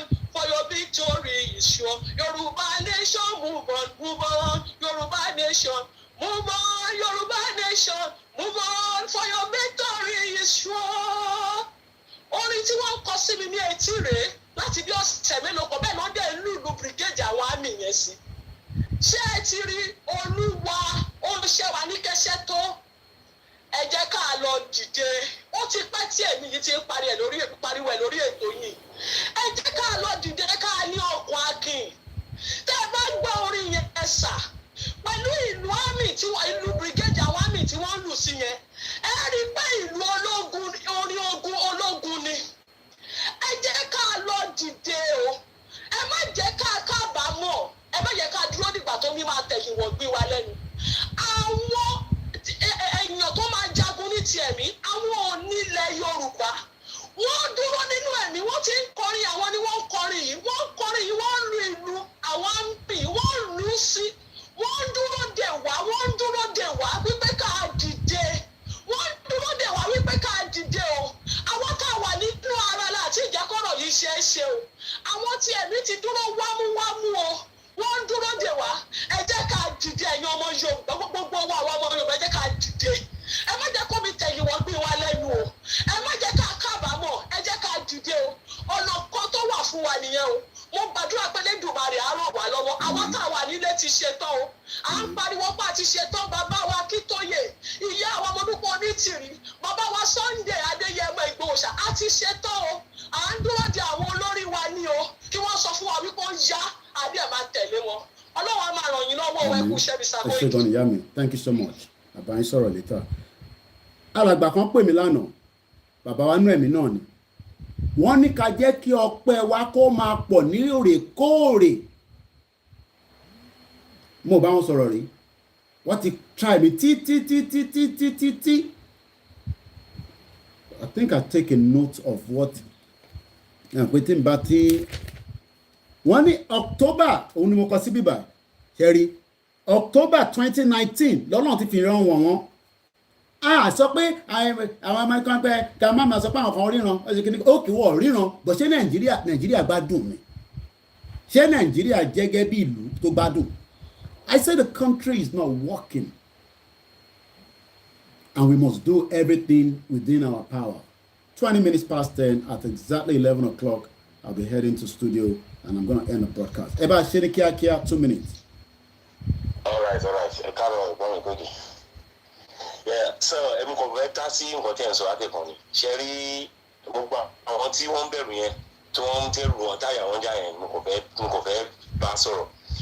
Ṣé bí kò sí ọdún àmọ̀ pé bẹ̀rù ṣe bí nǹkan báyìí kékeré tó ń bọ̀ yìí tó ní fìgbà lẹ́rù but mo fẹ́ sọ fún gbogbo ọmọ Yorùbá pátá nílé lóko wípé kẹ́nìbọ̀dì má ṣe bẹ̀rù àwọn fẹ́ fi example kan kalẹ̀ ṣe rí nígbà tí ensax bẹ̀rẹ̀ àwọn ọlọ́pàá Nàìjíríà àwọn mọ̀ pé there is something ó wọlé Nàìjíríà gbogbo ọ̀nà Badagry yẹn gbogbo àwọn checking point wà lọ́nà Badagry gbogbo àwọn checking point yẹn everybody wọ́n já wọ́n máa parẹ́ lẹ́sẹ̀kẹsẹ̀ gbogbo ìdíròkò bọ́dà àwọn yẹn tẹ̀ ń bínú gidi gbogbo àwọn tó wà ní gbogbo border line yẹn pátápátá ni là ń bá sọ̀rọ̀ they are very angry. ẹ ti bọ́dà ilẹ̀ Yorùbá ẹ ṣí bọ́dà ní náà wọ́n kó weapon wọlé wọ́n kó kinní kan wọlé. tẹ bá wọ sáìdì ọ̀nà ìyànà ẹ̀rà gbogbo àwọn police station tó wà ń bẹ̀ wọ́n fi iná sí wọn lọ ni ṣebí lẹ́tà ránṣẹ́ wa ń kọ padà ẹ wo kẹ́nìbọ̀dì má bẹ̀rù ẹjọ́ ẹgbọ́n mi Koiki mo tún fẹ́ jíyín sí nǹkan ṣé rí bẹ́ẹ̀ ṣe ń sọ̀rọ̀ láti kan mò ń gbọ́ yín àwọn wèrè kan they are working for politicians they are working for federal government initially to kí state we know ẹ wọ́n máa dáhùn lóhùn gbogbo àwọn tó ń fún yín ní tó ń kọ àwọn tó ń make his comment yẹn tẹ̀ ń ká yẹn ẹ má jẹ́ kó máa distract yẹn gbọ́ ẹ má jẹ́ kó máa distract yẹn rárá they are the agent of all these politicians bastard politicians from Yoruba ẹ má jẹ́ kó distract yẹn yẹn continue àwọn ìdílé ẹ̀ ń bá continue láti bá wọn sọ̀rọ̀. ẹ ṣe gan ni thank you so much. ká má bẹ̀rù rárá àṣẹlẹ̀ ẹ̀yìn wo tensas náà àmọ́ nǹkan tó ṣẹlẹ̀ káàkiri náà ẹ wo ẹ má jẹ́ kẹ́nìbọ̀dì bẹ̀rù kan wà nílẹ̀ táwọn èèyàn máa lò nígbàkọ́ ẹ ti sọ oníkàlọ́gbàradì kan wà oníkàlọ́gbàradì gbé jáde kò jù bẹ́ẹ̀ lọ. ẹ ṣe gan ni ẹgbọ́n sókè ẹ̀ ń tó pè ní kíákíá. ẹ káàárọ̀ Mr. Koiki ẹ kú ètò. ẹ̀rí kọ́lẹ́mì ní láti sọ fún gbogbo àwọn ọmọ Yorùbá ni pé ìbẹ̀rù tó ń bẹ lẹ́mìí wa ẹ̀ a ní láti lọ gbé kúrò kò sí ìbẹ̀rù kankan mọ́ bí ta bá kí ní èdè yìí o so kò sí ìbẹ̀rù kankan mọ́ ọ̀rọ̀ yẹn dàbí ọ̀rọ̀ èèyàn tó ti ṣiṣẹ́ for so many years sẹ́yìn ni tó wá débi tó ti máa gba ògo ẹ̀ tó wá ní pé kó lọ tún iṣẹ́ yẹn gbé láti bẹ̀rẹ̀ nǹkan yẹn ò ní easy rárá á bẹ́tà ká fi nǹkan tá a bá máa fi yanjú ẹ̀ láàrin yẹn nǹkan tá a bá máa fi parí ẹ̀ ká fi parí ẹ̀ níbẹ̀ yẹn either life or death kakúkú fẹ́ kan fi yanjú ẹ̀ ó pay each and every one of us àwọn ọgbọ́n ọmọ bí tó máa ti bẹ̀rẹ̀ náà àwọn tá à ń bá fa nǹkan yìí wọn ọmọ bí tó máa ti bẹ̀rẹ̀ kókè wọn tẹ̀ wá fẹ́ strike ni wọn fẹ́ ṣe nǹkan kan ní ebo gan náà ti fẹ́ mú gan lẹ̀ Yorùbá kan sẹ́f Yorùbá náà fẹ́ bàjá Yorùbá náà fẹ́ bàjá àwa Yorùbá dẹ̀ ni lélẹ́yìí ológun ni wá láti ilẹ̀ tẹ́lẹ̀ wá láti àtètèkọ́ṣe wá ológun ni wá ìran tó jagun tó ìran Yorùbá kò sí Ọlọ́run dẹ̀ fún wa lẹ́bùn Ọlọ́run fún wa ní àwọn ọ̀pọ̀lọpọ̀ nǹkan tó dáa tó jẹ́ pé a lot of nǹkan tán bá láwọn kó wá ni ò ní ṣiṣẹ́ nílẹ̀ Yorùbá rárá so kí la wá ń bẹ̀rù fún kí ló dé tí gbogbo wa ń sá ká ń bẹ̀rù. bẹ́ẹ̀ni victorious is for Yorùbá name in Jesus name. ká tẹ̀ declare ká try kí ni ìwò náà. ọ̀run mọ́jà bọ̀ ní sí nǹkan kan tó ń bọ̀ ilẹ̀ yìí náà ni. kó tiẹ̀ kó kọ́kọ́ ya wá ná kò sí nǹkan tó ń bọ̀ tí ló gbà. àwọn àgbà Yorùbá náà ló máa sọ pé kò sí. kílẹ̀ dàbá declare ọmọ kó sójà síta dàbá kó sójà síta kí ni wọ́n kàn án pẹ̀lú yẹn. kọ́kọ́ try kí ni ìwò náà. dàbá kó sójà síta kí ló máa ṣẹlẹ̀. ẹyọkan yẹn dá ẹ̀mí lójú ilẹ̀ Yorùbá yìí ẹyọkan yẹn ó dá ẹ̀mí lójú. kò sí nǹkan ọ̀hún tó lè gbé wá tó lè borí wa a máa borí wọn. láṣẹ̀dùmarè ẹ ṣe gan ni. ẹ̀kọ́ yẹn ká kọ́kọ́ declare kí ni iná ká tiẹ̀ kọ́kọ́ sọ ọ́ dogun náà ká sọ di wàhálà agbára wọn ò lè ká Yorùbá àwa tó fẹ́ bá fa nǹkan yìí akéré níye lóòótọ́ bọ̀ agbára wọn ò lè ká wa ẹ jẹ́ ká pèsè àwọn pípò yìí ká bá wọn fà á ká bá wọn jà kó lè mọ̀ pé ọ̀rọ̀ Yorùbá kò kí ń ṣe nǹkan tó wọn fọwọ́ yẹpẹrẹ mú kò kí ń ṣe nǹkan kékeré rárá àtọ̀ bọ̀ àwa tí wọ́n ń sá àwa ń sá fún wọn àwọn náà tó wa àwa ń sá fún wọn a ní láti sá fún wọn náà ẹ jẹ́ ká da kí ní irú ká ṣí ojú ẹ̀ ká ṣíṣọ́ lójú eégún ká mọ̀ nǹkan tó ń ṣẹlẹ̀. ẹ ṣe gan ni thank you so much ẹ ṣe gan ni bàbá mi. mo kí gbogbo ẹni tó ń sọ̀rọ̀ kọ́ ló máa jà kò dẹ́ sí gbogbo ara máa kú. bẹ́ẹ̀ni kò possible èmi gbogbo mo lè fògùn ẹ̀gbá rí ẹ ṣe gan ni alàgbà thank you so much. mo kí gbogbo ọmọ káàárọ̀ jíire ẹja tún lọ sí ká dúpẹ́ fún gbogbo ẹ̀yin tẹ wà nínú ẹ̀mí lọ́tún lọ́sì ìjẹ̀mí là ń jà but it has to be ó láti wà actualized physically. Àwọn kan ti jàjẹ̀mí fún wa. I don't think some of you understand that. Òun ṣe rú àwa ṣe rí ìtagbédání àwọn kan ti ń ja ìjà ẹ̀mí yẹn, but tí kò bá materialize physically we are going nowhere. Ẹ bá máa sọ òyìnbó pátápátá lórí Zoom ká máa ṣe meeting ká máa ṣe media tá à ń ṣe, because àwọn kan ti gé ègún fún Nàìjíríà tó ń ṣe. I'm talking about àwọn bàbá tí a mọ̀ pé ẹ̀mí Ọlọ́run gidi wà lára wọn, kò ní ṣe àwọn 419 tó wà káàkiri nísìnyí o, because àwọn gbàdúrà pé kí Ọlọ́run jẹ́ kí Nàìjíríà dá tẹ́lẹ̀ ni, but wọ́n ti gé ègún fún. Ó dẹ̀ kára wá jẹ́ kí activation ẹ̀ kó ṣẹlẹ̀. àwa ń pẹ̀pẹ̀, but I know that we are preparing the mind. Ẹ lọ wo movie RRR fún àǹfààní ẹ̀yìn tẹ́ ẹ̀ báyìí ti rí. Ẹ̀mí mind wọn ló fi jà. Ìtẹ́yìn sẹ́ ń sọ pé a ní ìdí gbogbo nǹkan náà, mind wa ni. Ìjà yóò ń ṣèjà tiwa, but àwa tí a wà lórí ilẹ̀ ayé nísìn, àwa tá à ń pera wa ní the physical being. Àwọn kan wà wọ́n rí gbogbo tó ń lọ, whether you believe in ìṣẹ̀ṣe, whether you believe in Muslim, whether you believe in Christianity. Àwọn ẹ̀mí kan wà tó ń darí ètò, tó ń rí gbogbo ohun táwọn ò rí, but wọ́n expect àwa ẹmọ ènìyàn gangan àwa la máa activate. Àwọn kọ́ ló máa activate, àwa la máa activate. Wọ́n pe kinní kan ní tó bá ra sim card nísìn, ṣé sim card yẹn lè ṣiṣẹ́ tó bá activate? Ìbéèrè ni o, mò ń béèrè ni o. Kí nìkan tíyàn lè rà tó yẹ pé tó o bá activate, tí bá ra brand new laptop nísìn, tí bá tan laptop yẹn, tí mo bá activate laptop yẹn, á wà ń bẹ̀ for the next 300 years tí kò ní ṣiṣẹ́. Kò lè ṣe pé kò ṣiṣẹ́ nítorí pé mo ti activate láti fi rí lò. Tí bá ra fóònù tuntun, tí mo bá activate kò lè ṣiṣẹ́. Ẹgbọ́n sókè ní kíákíá. Torí àsìkò, I only have 30 minutes. Go ahead. Ẹ ti sọ ẹlẹ́mẹ̀ta. Go ahead. Ẹ káàárọ̀. Ìyá wa káàárọ̀ mà. Yes sir. Ẹ jọ nǹkan kí mo fẹ́ tọ́ sí má bàa gbà yín lákòókò. That's okay. Ẹ jọ mo fẹ́ sáré pọ̀ kí ẹ mọ̀ pé now ẹ mọ̀ pé wọ́n ti fẹ́ host Tinubu kan. Ok, mi ò tẹ́ gbọ́ yẹn, èmi ò fọ́lọ̀ wọn.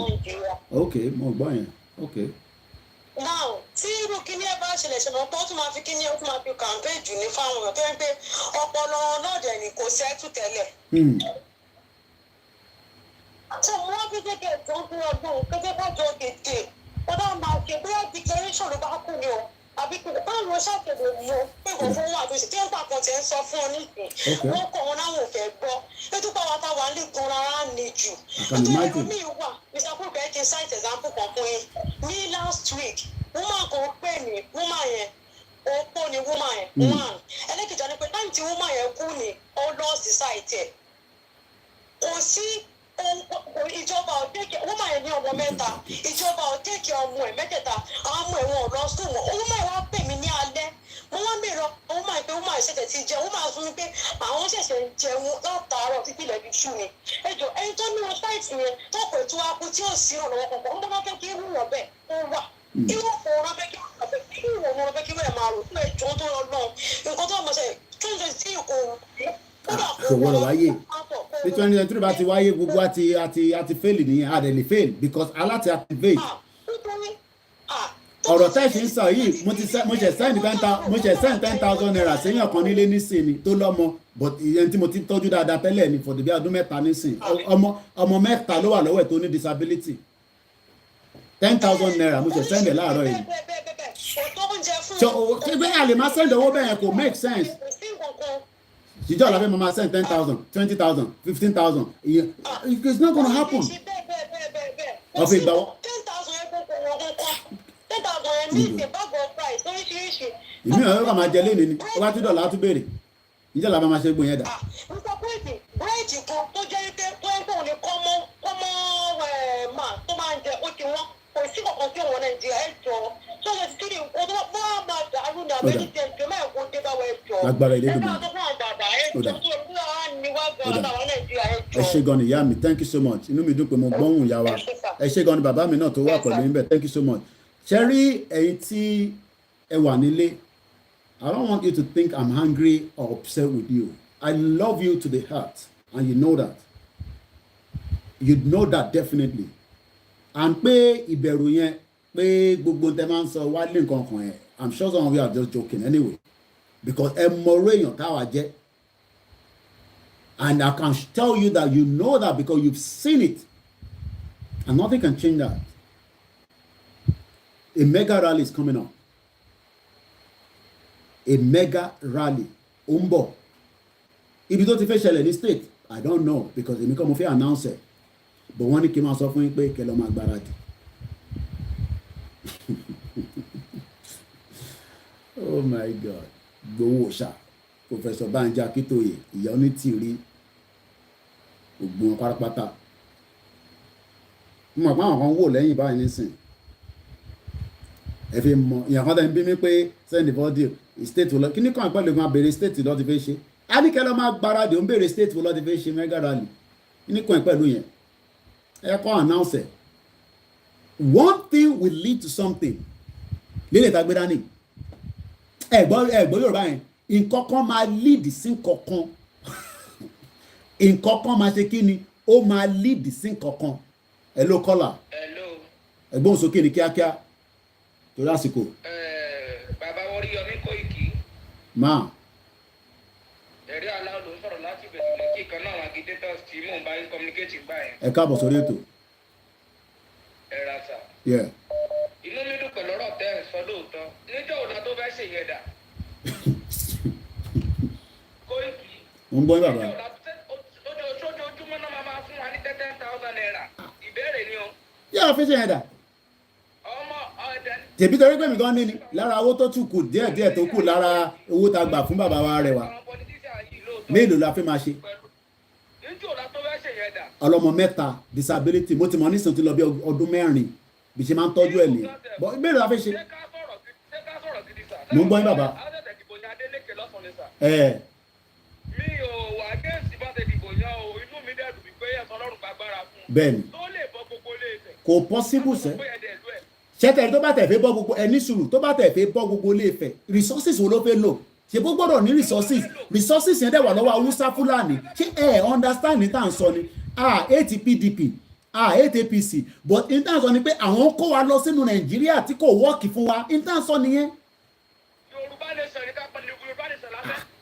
Ẹ lọ wo fídíò tí èèmà ti Báṣegùn tá ṣe lánàá, màá dẹ̀ sọ tí bàbá wa bá drop tán nísìn, màá tún debrief yín àwọn benefit tí bàbá yẹn sọ lánàá. Ẹ̀gbọ́n wọn fi wá mẹ́kì owó ni. Èlò náà jáde láàrin oṣù méjì sí mẹ́ta, wọ́n máa padà ní padà géèyàn. Ṣèbí bàbá Davido ló gbé gbogbo owó sílẹ̀. Bàbá Davido ló gbówó sílẹ̀ fún Adeleke náà, ó dẹ̀ gbọ́dọ̀ gbọ́wọ́ ẹ̀ padà, investment ni. Ẹ̀rí tó ń jó nínú aircraft nínú private jet. Bàbá Davido ló gbówó sílẹ̀. So tó bá tẹ̀ kọ́kọ́ fẹ́ ṣe anything, á kọ́kọ́ láti recoup owó ẹ̀ padà. Ẹ jẹ́ tẹ́kì fídíò kọ́ yín kẹ́rin mi láì. Tẹ̀ ní láti àmúmẹ́ tó ń sọ̀rọ̀ dáadáa, mo ti rí nọ́mbà yìí ní láti fídíò kọ́ mi. Gbogbo wa ni ká lọ máa gbáradì, ká lọ máa prepare for the worst case scenario. Ẹ mọ̀ tó ń bá pín kan ní worst, èmi mọ Yorùbá ẹ̀ bí àbá yìí. Tó bá fẹ́ gbà ni kó gbà. Tó bá fẹ́ gba ètùtù ẹ lọ máa fún létùtù. Tó bá jẹ́ pé inú ẹ̀mí náà ni ẹ máa bá wa fi ẹ̀mí bá wa fi bá Ọlọ́run sọ̀rọ̀.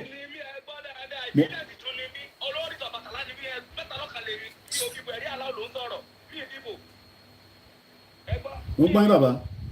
Mi ìdìbò ẹ̀rí aláwọ̀ ló ń sọ̀rọ̀, mi ìdìbò mẹ́ta lọ́kàn mímọ́ ló ń sọ̀rọ̀, ilé Ifẹ̀ ni mo wà pé tọ̀ lórí ìrùn mi mo wà ẹ̀. Yorùbá nation la fẹ́, Yorùbá nation la fẹ́. Àfẹ́ kankan mọ́. Òyìnbó dẹ̀ gbọ́dọ̀ dictate fún wa níbi tá a dé nísìnyí pé ká wá ṣe election. Nítorí kí ni? Òyìnbó ló bá dictate fún wa ni. Wọ́n mọ́ra ẹ̀sìn wọn, wọ́n dẹ̀ tí wàá kó bọ̀ fún wa pé ká máa para wa ni. Ìtòyìnbó ló kó bọ̀ wọlé ni. Àwọn bàbá burúkú yẹn wọ́n tà wá pẹ̀lú àwọn òyìnbó fún shinap níjọ́ náà lọ́hùn. Wọ́n fi wá negotiate ni wá dẹ̀ dùn. Kí ló dùn wá nínú ilẹ̀ Yorùbá? Kí la ní ilẹ̀ Yorùbá? Ẹ ṣé gan ni bàbá mi. Ilé tó lọ bẹ́ẹ̀ ni ilé tó lọ ẹ ṣé gan ni kò ní bàjẹ́ fún gbogbo yín pátápátá.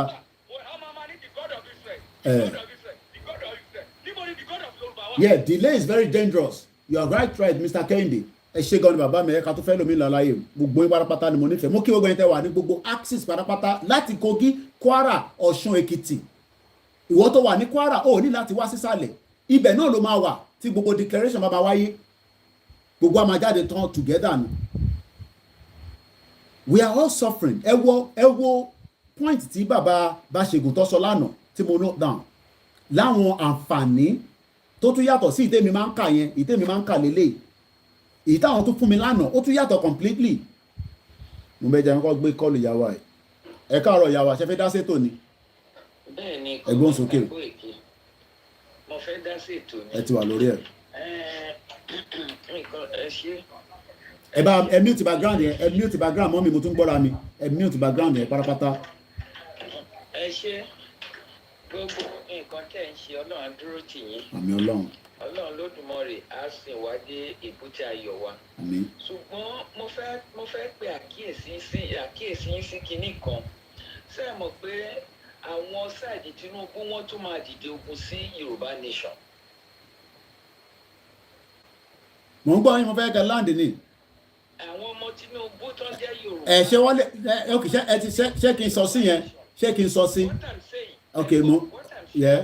gbogbo tí Fúlàní ń ṣe ní Festac tí emir Fúlàní tó gbòde kan tó ń ṣe àwọn ọmọ Tinubu wọn rí wọn ò dá sí. ok ṣùgbọ́n tí Yorùbá nation bá fẹ́ lọ sí rally àwọn ọmọ Èkó wá dìde pé wọn ò gbọdọ̀ sí rally wá kọ́. ẹ jẹ́ kó dìgbà yẹn náà mọ́ mi ẹ̀yẹn má wọ́rì sẹ́ èmi ẹ gbọ́ ó dàn pé ẹ join wa along the road mo ní sẹ́ àwọn àtàwọn politician nìjà kọ̀ láàrin wa ẹ̀yẹn fi yẹn sílẹ̀ ẹ̀pẹ̀tẹ̀ bá náà ọmọ Tinubu yẹn mélòó ni wọ́n ná ṣé wọ́n tó gbogbo ilẹ̀ Yorùbá ni ẹ má yẹ ká máa sọ pé àwọn ọmọ Tinubu o tí wàhálà bá bẹ̀rẹ̀ ẹ ní sùúrù mọ́ mi tí wàhálà bá bẹ̀rẹ̀ nísìn táwọn ọmọ Tinubu bá jáde tí wàhálà bá bẹ̀rẹ̀ nísìn tó bá bẹ̀rẹ̀ pẹ̀lú ọmọ Yorùbá nation right Nigerian government wá tètè yé wa pé gbogbo àwọn méjèèjì yẹn wọ́n san lórí àwọn wọlé lọ ẹbẹ tẹ̀ ń dárúkọ àwọn ọmọ Tinubu yẹn ṣe fi pa àwọn yẹn nìkan lọ́mọ àwọn there is nobody that has monopoly to violence mọ́mì ẹ fi yẹn sílẹ̀ MC olóòmọ ò ní sí nílé nígbà tí wàhálà bá ṣẹlẹ̀ ẹ má yẹ kí àwọn máa sọ pé àwọn ọmọ Tinubu mélòó làwọn ọmọ Tinubu tó wà ní ìgboro ìyà ọjà àwọn ọmọ Tinubu ni àwọn boys yẹn fúnra wọn sẹ tí wàhálà bá bẹ́lẹ̀ wọn ò ní violent monopoly ẹ sílẹ̀ náà jẹ́ ká má kẹgbẹ́ àwọn ọmọ ṣẹ́gun ìyá mi àwọn Tinubu o àwọn Tinubu they don't have violent monopoly ìyẹn la ṣe sọ fún wọn pé ọmọ Yorùbá kọ́ là ń bájà but àwọn politicians tí wọ́n ti balẹ̀ jẹ́ tó ti bayé jẹ́ òun là ń bájà but tí ọmọ kan bá wá jáde tó ní òun sán lórí òun support politician láti fi pa ọmọ Yorùbá nílẹ̀ Yorùbá àwọn alálẹ̀ máa tirun ẹ̀ lọ́ máa pa pátápátá tirun ẹ̀ lọ́ máa pa àwọn alálẹ̀ ìtagbẹ́dání yìí kò ń ṣeré náà ṣé Nàìjíríà ni ọba bá ẹni tí ó fẹ́ bá wa jà yẹn tó jẹ́ ọmọ Tinubu yẹn ni ṣe máa gbogbo àwọn Tinubu nǹkan yẹn I don't buy that àwa ta náà fi bá gọ́ọ̀mẹ̀ntì jà lẹ́wọ̀n sọ pé ọmọ àwọn Tinubu mọ́ tán pè ní gọ́ọ̀mẹ̀ntì àwọn kan náà lè bá gọ́ọ̀mẹ̀ntì jà tá ló sọ pé lè bá gọ́ọ̀mẹ̀ntì jà we fight the government peacefully and which is what we are doing now. We say we don't want to be part of Nigeria. There's no crime about that. And we are not going to be part of Nigeria. Kò sẹ́ni tó lè dá ọ̀rọ̀ tó wà nílẹ̀. Ọ̀rọ̀ tó wà nílẹ̀ ọ̀rọ̀ tó gbóná gidi ni. Kò sẹ́ni tó lè dá sí tí ó lè dá dúró. Wọ́n yàn kàn máa dá dúró. How? Báwo ló ṣe fẹ́ dá dúró? Báwo ló ṣe fẹ́ dá dúró? A ní Yorùbá ni wá àfẹ́ ní kankan ṣe pẹ̀lú Nàìjíríà mọ́. In tó bá dẹ̀ gbà la máa fún. So pé kí àfàṣẹ máa ń sọ pé àwọn Tinubu kan àwọn olùhàn Tinubu we're just about 20 minutes away before the end of the program mo kí gbogbo alẹ́ nǹkan sí àti gbogbo ẹ̀yin tí Ọlọ́run lò because Ọlọ́run ló ń lo gbogbo wa kò ń ṣe àwa. You don't have to believe that there will be a breakup of Nigeria. I love when people say there is not gonna be a breakup. Ẹ kàn jókòó sórí social media ní pariwo. It's because you don't know what some of us know. But then ṣe gbogbo ọ̀rọ̀ la fẹ́ sọ síta. Especially some of you because you know the position I am with Igboho Oòṣà. So maybe you are thinking that màá kọ́ lọ ṣe slip of tongue, màá kọ́ sọ̀rọ̀ mi jáde and waste time ara yín. But what I've been telling you is that I've been told to tell you there's a mega rally that is coming.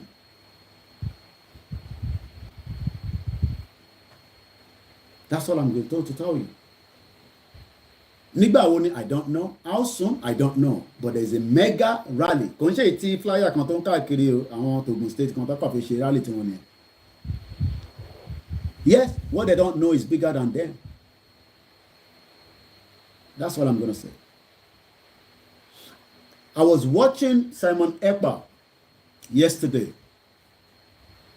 on the death of the 14 innocent Biafrans. Or probably they're not even Biafran, they're probably, Igbo. They don't probably maybe believe killed. And we are not even in that stage yet. What we have been doing as Yoruba people is we are using the media, the power of our media, not Koikimedia. I'm talking about the power of the Yoruba media to communicate, and the world is listening. Let me go to South Africa quickly. A minute now. A minute background, and you only have 1 minute because of the time. Hello. That you are on. Hello. You are on. Go ahead. Okay.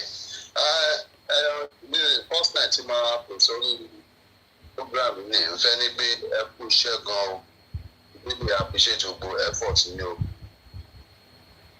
Mr. Koiki, mo fẹ́ dáhùn sí nǹkan tí woman tó sọ nípa àwọn ọmọ Tinubu. Okay.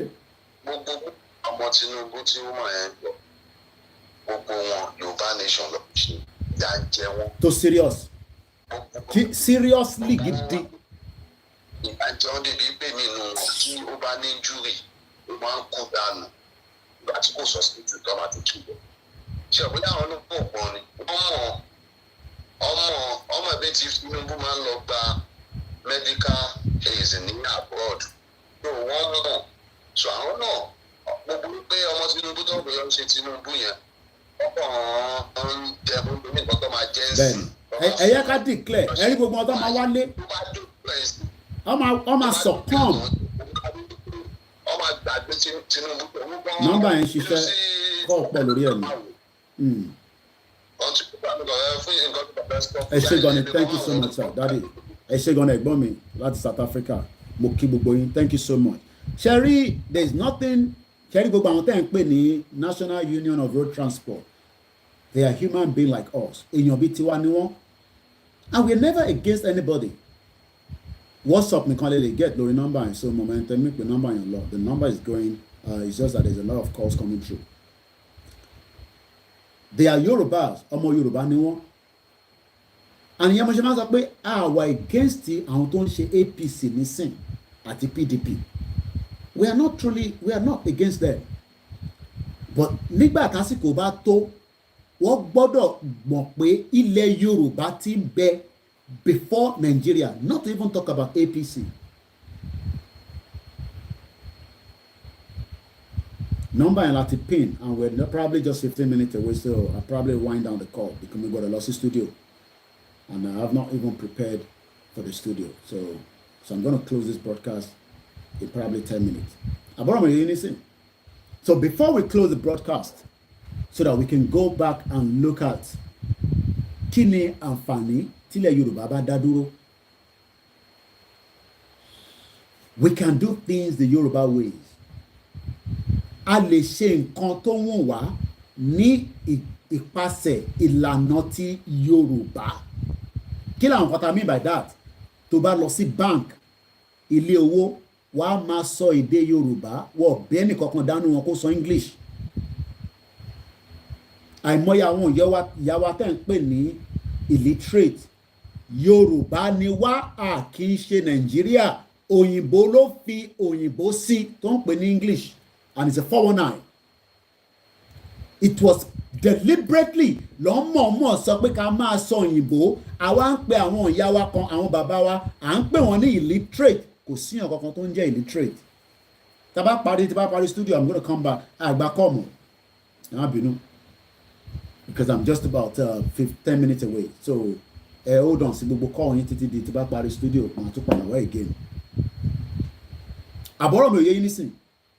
ìyẹn wà very very important. Ìwọ tí òun sọ pé you are in Nigeria nísìn, òfin Nàìjíríà òyìnbó tẹ̀ ń sọ kò jẹ́ kí orí ayé gbé. O ní life, and you know that, I know that. O ní life. Olówó gan, àwọn olówó ilẹ̀ Yorùbá, àwọn gan ò ní ayé gbé. Ẹni tó ń fi Yorùbá Nation Group yẹn síbẹ̀, I'm not gonna allow that. You do not put a number because I don't know who you are. So I'm gonna delete that, or you rather delete it yourself.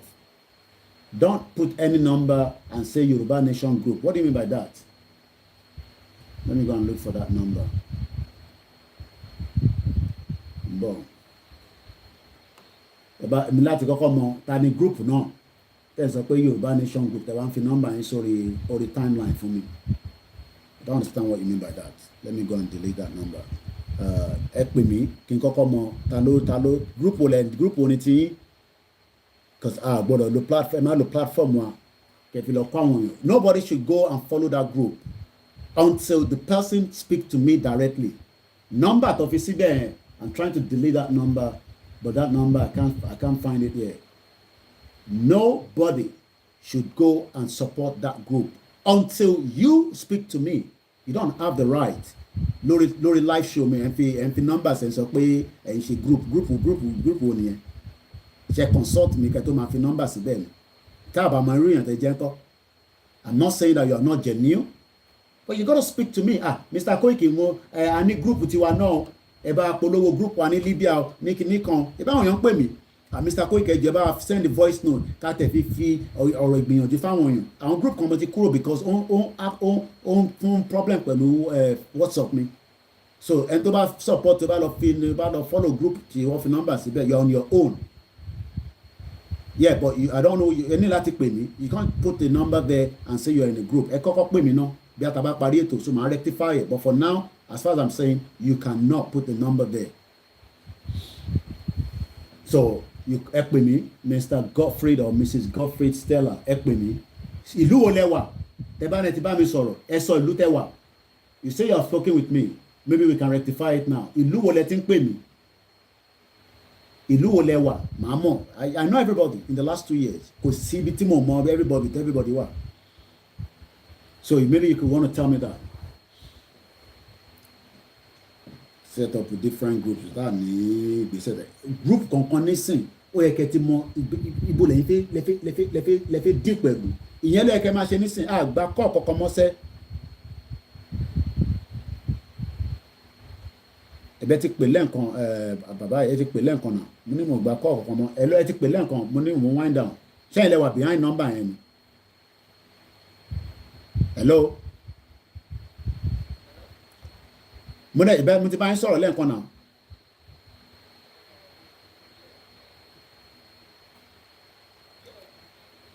Ṣé ẹ̀yin lẹ fi number síta nísìn ẹ̀yin lẹ fi number yẹn sórí group. Sorry. Okay. All right. Okay, that's fine. All right. No problem. Mo ti gbọ́ yín sẹ́. Okay.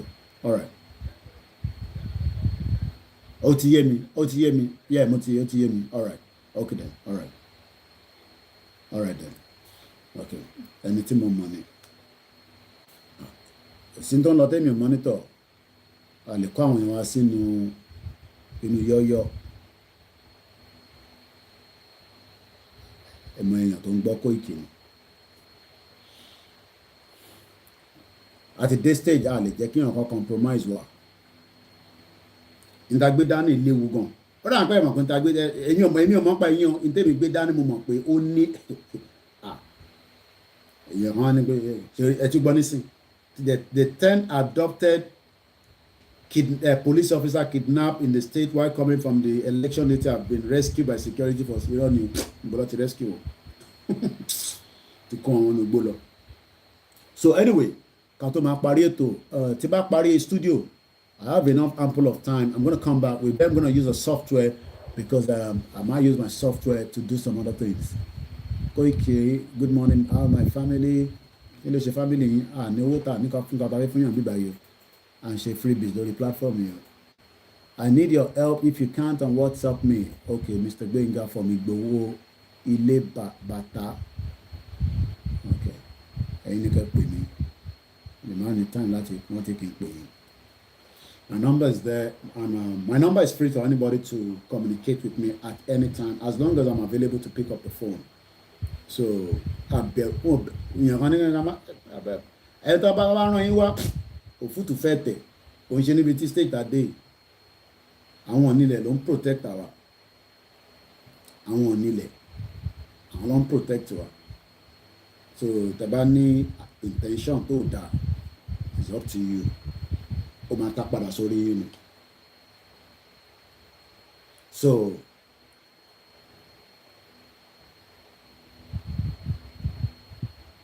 once again, we're gonna wind down.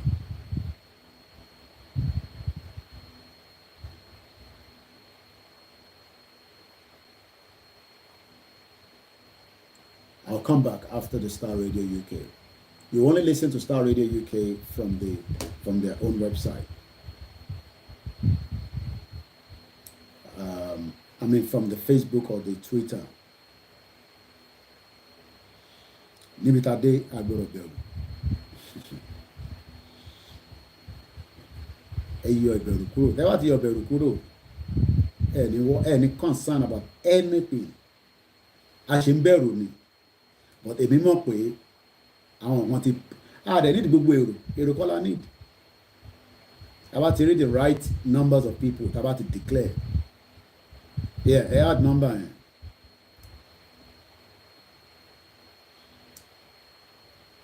But I think there is access of Badagry area. So only my work for everybody. But it's only for those in Badagry area. Side access in. Alora Tosin. Àwọn white garment. Wọ́n ṣe gbàdúrà. À ń lọ sẹ́. Pé à ní lọ. Ẹ lọ gbọ́ prophet Tibetan like bàbá yẹn. Yorùbá ti lọ nínú ẹ̀mí. Àwọn là ń bẹ̀rù láti activate physically. In tó ń dá wa dúró nìyẹn. Spiritually we're gone. At conquer spiritually. Wọ́n ti sábà bà oríṣiríṣi nǹkan sí ilẹ̀ Yorùbá. Ó ń ta padà ni. Bàbá yẹn sọ̀rọ̀ débi ẹja àrọ̀. Bàbá Tibetan. Àwọn bàbá olórí burúkú Ọbásanjọ́ yẹn. Wọ́n ti rí oríṣiríṣi nǹkan láti fi hold Yorùbá mọ́lẹ̀. But Ọlọ́run ti gbá gbogbo kíní ẹ̀ dànù sẹ́gbẹ̀ẹ́. Ó wá ń dúró káwa activate. Àwa wá ń bẹ̀rù. And it's a shame. And what we are doing is a fẹ́ jẹ́ kí everything go perfect ká tó lọ. Ìjọ òmìnira ní ẹ expect everything go perfect. Àwọn mistake kan máa wà. Kó má pọ̀ lákàn bẹ náà ni. Àwọn ògbésẹ̀ kan máa wà. Àgbà kọ́ọ̀mù kíyàn kan má tún pé kẹ́ má yọ mí lẹ́nu ẹjọ́. Àgbà kọ́ọ̀lù mọ́. Ní mo lọ sí studio ẹ̀gbọ́n kan tí mo ń sọ ni. Àbọ̀rọ̀ mi yé nísìn. Spiritually, on the spiritual scale,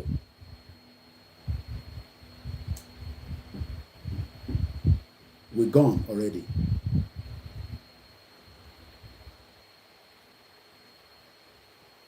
The platform, I don't ask anybody to go and donate any money to any group.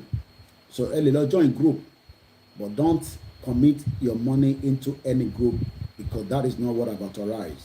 If you want to join a group, there's so many groups out there. So, though any ethic with me, and I know the person, does not mean that I've authenticated to you to go and start putting your money in there. You can become a part of a group and activate and do anything. And Google group, Egboro Nibura, moving forward. Not just one group, every group. I think this stage, it will become very hot.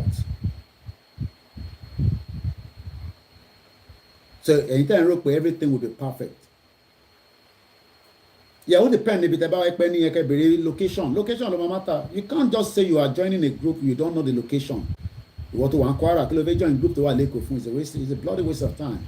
Create a group in Kwara State and work with people in Kwara State kí lẹ fẹ́ mọ tó ń ṣẹlẹ̀ lẹ́kọ̀ọ́ sí because tí wàhálà bá ṣẹlẹ̀ tó fẹ́ wá sẹ́kọ̀ọ́ ni àwọn tó need ni ẹni tó bá wà ní agbègbè kankan ní axis ní location tó súnmọ́ra wọn àbọ̀rọ̀ mi yẹ yín nísìn so don't go and join a group that you are far away ẹlòmíì fi yàn ẹ fẹ́ mọ group tó wà ní UK kí ni kàn pẹ̀lú group tó wà ní UK ìwọ ń gbé ní America ẹ join àwọn tó wà ní America anyway I gotta go now I'll be back later on after Star Radio UK probably maybe after my lunch we say maybe about then come off an appointment at 1 so we'll see how it goes.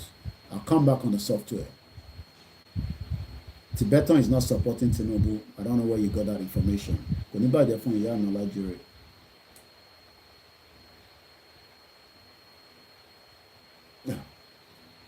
Okay, I mean there's a Hausa Fulani riding Marua bike to carry out atrocity. Atrocity máa ṣẹlẹ̀ lẹ́kọ̀ọ́. Èmi mi ti sọ fún yín, wọ́n ní kí n shut up. Èbí mo sọ fún yín pé tanker tó ṣubú yẹn terrorist attack ni. Ẹni kò ń ṣe terrorist attack ẹni tẹ́ wà ń lé ẹ̀yàn máa lè. Tó ń ṣe ẹ̀yìn tẹ́ ń wò mí o. Àwọn kan wà ń lé ọmọ àlè ni wọ́n. Mo tó ń pè ní terrorist attack. Terrorist máa ń lo oríṣiríṣi nǹkan láti fi jà ní. Kí ni kan terrorist? Ó lè lo bomb, ó lè lo petrol, ó lè lo any goddamn thing láti fi jà. Terrorist nìyẹn. Terrorist ò ń dúró pé orígbà tó bá yìnbọn pa yín. No. Gbogbo nǹkan ni terrorist máa fi ń jà. Àwa la máa ṣe kí ni la máa ṣe the right thing. Let me go now because I got 3 minutes. I'll be back like I said after my lunch. Ẹ lọ darapọ̀ mọ́ Star Radio ká gbọ́ update lórí ìlú jagbajagba tẹ́ ń pè ní Nàìjíríà. Mo kí gbogbo alẹ́ nǹkan sí, mo kí gbogbo ẹ̀yin ìyá wa pátápátá, ẹ̀yin brothers mi, ẹ̀yin ẹ̀gbọ́n mi, ìyá mi, ẹni lọ́lọ́gbọ̀. I can't mention all the names. There's a lot of you out there. I appreciate you. Like I said, this is Koikimedia, and we're bringing the world closer to your doorstep. Yoruba nation has come to stay. There's no doubt in my mind about that.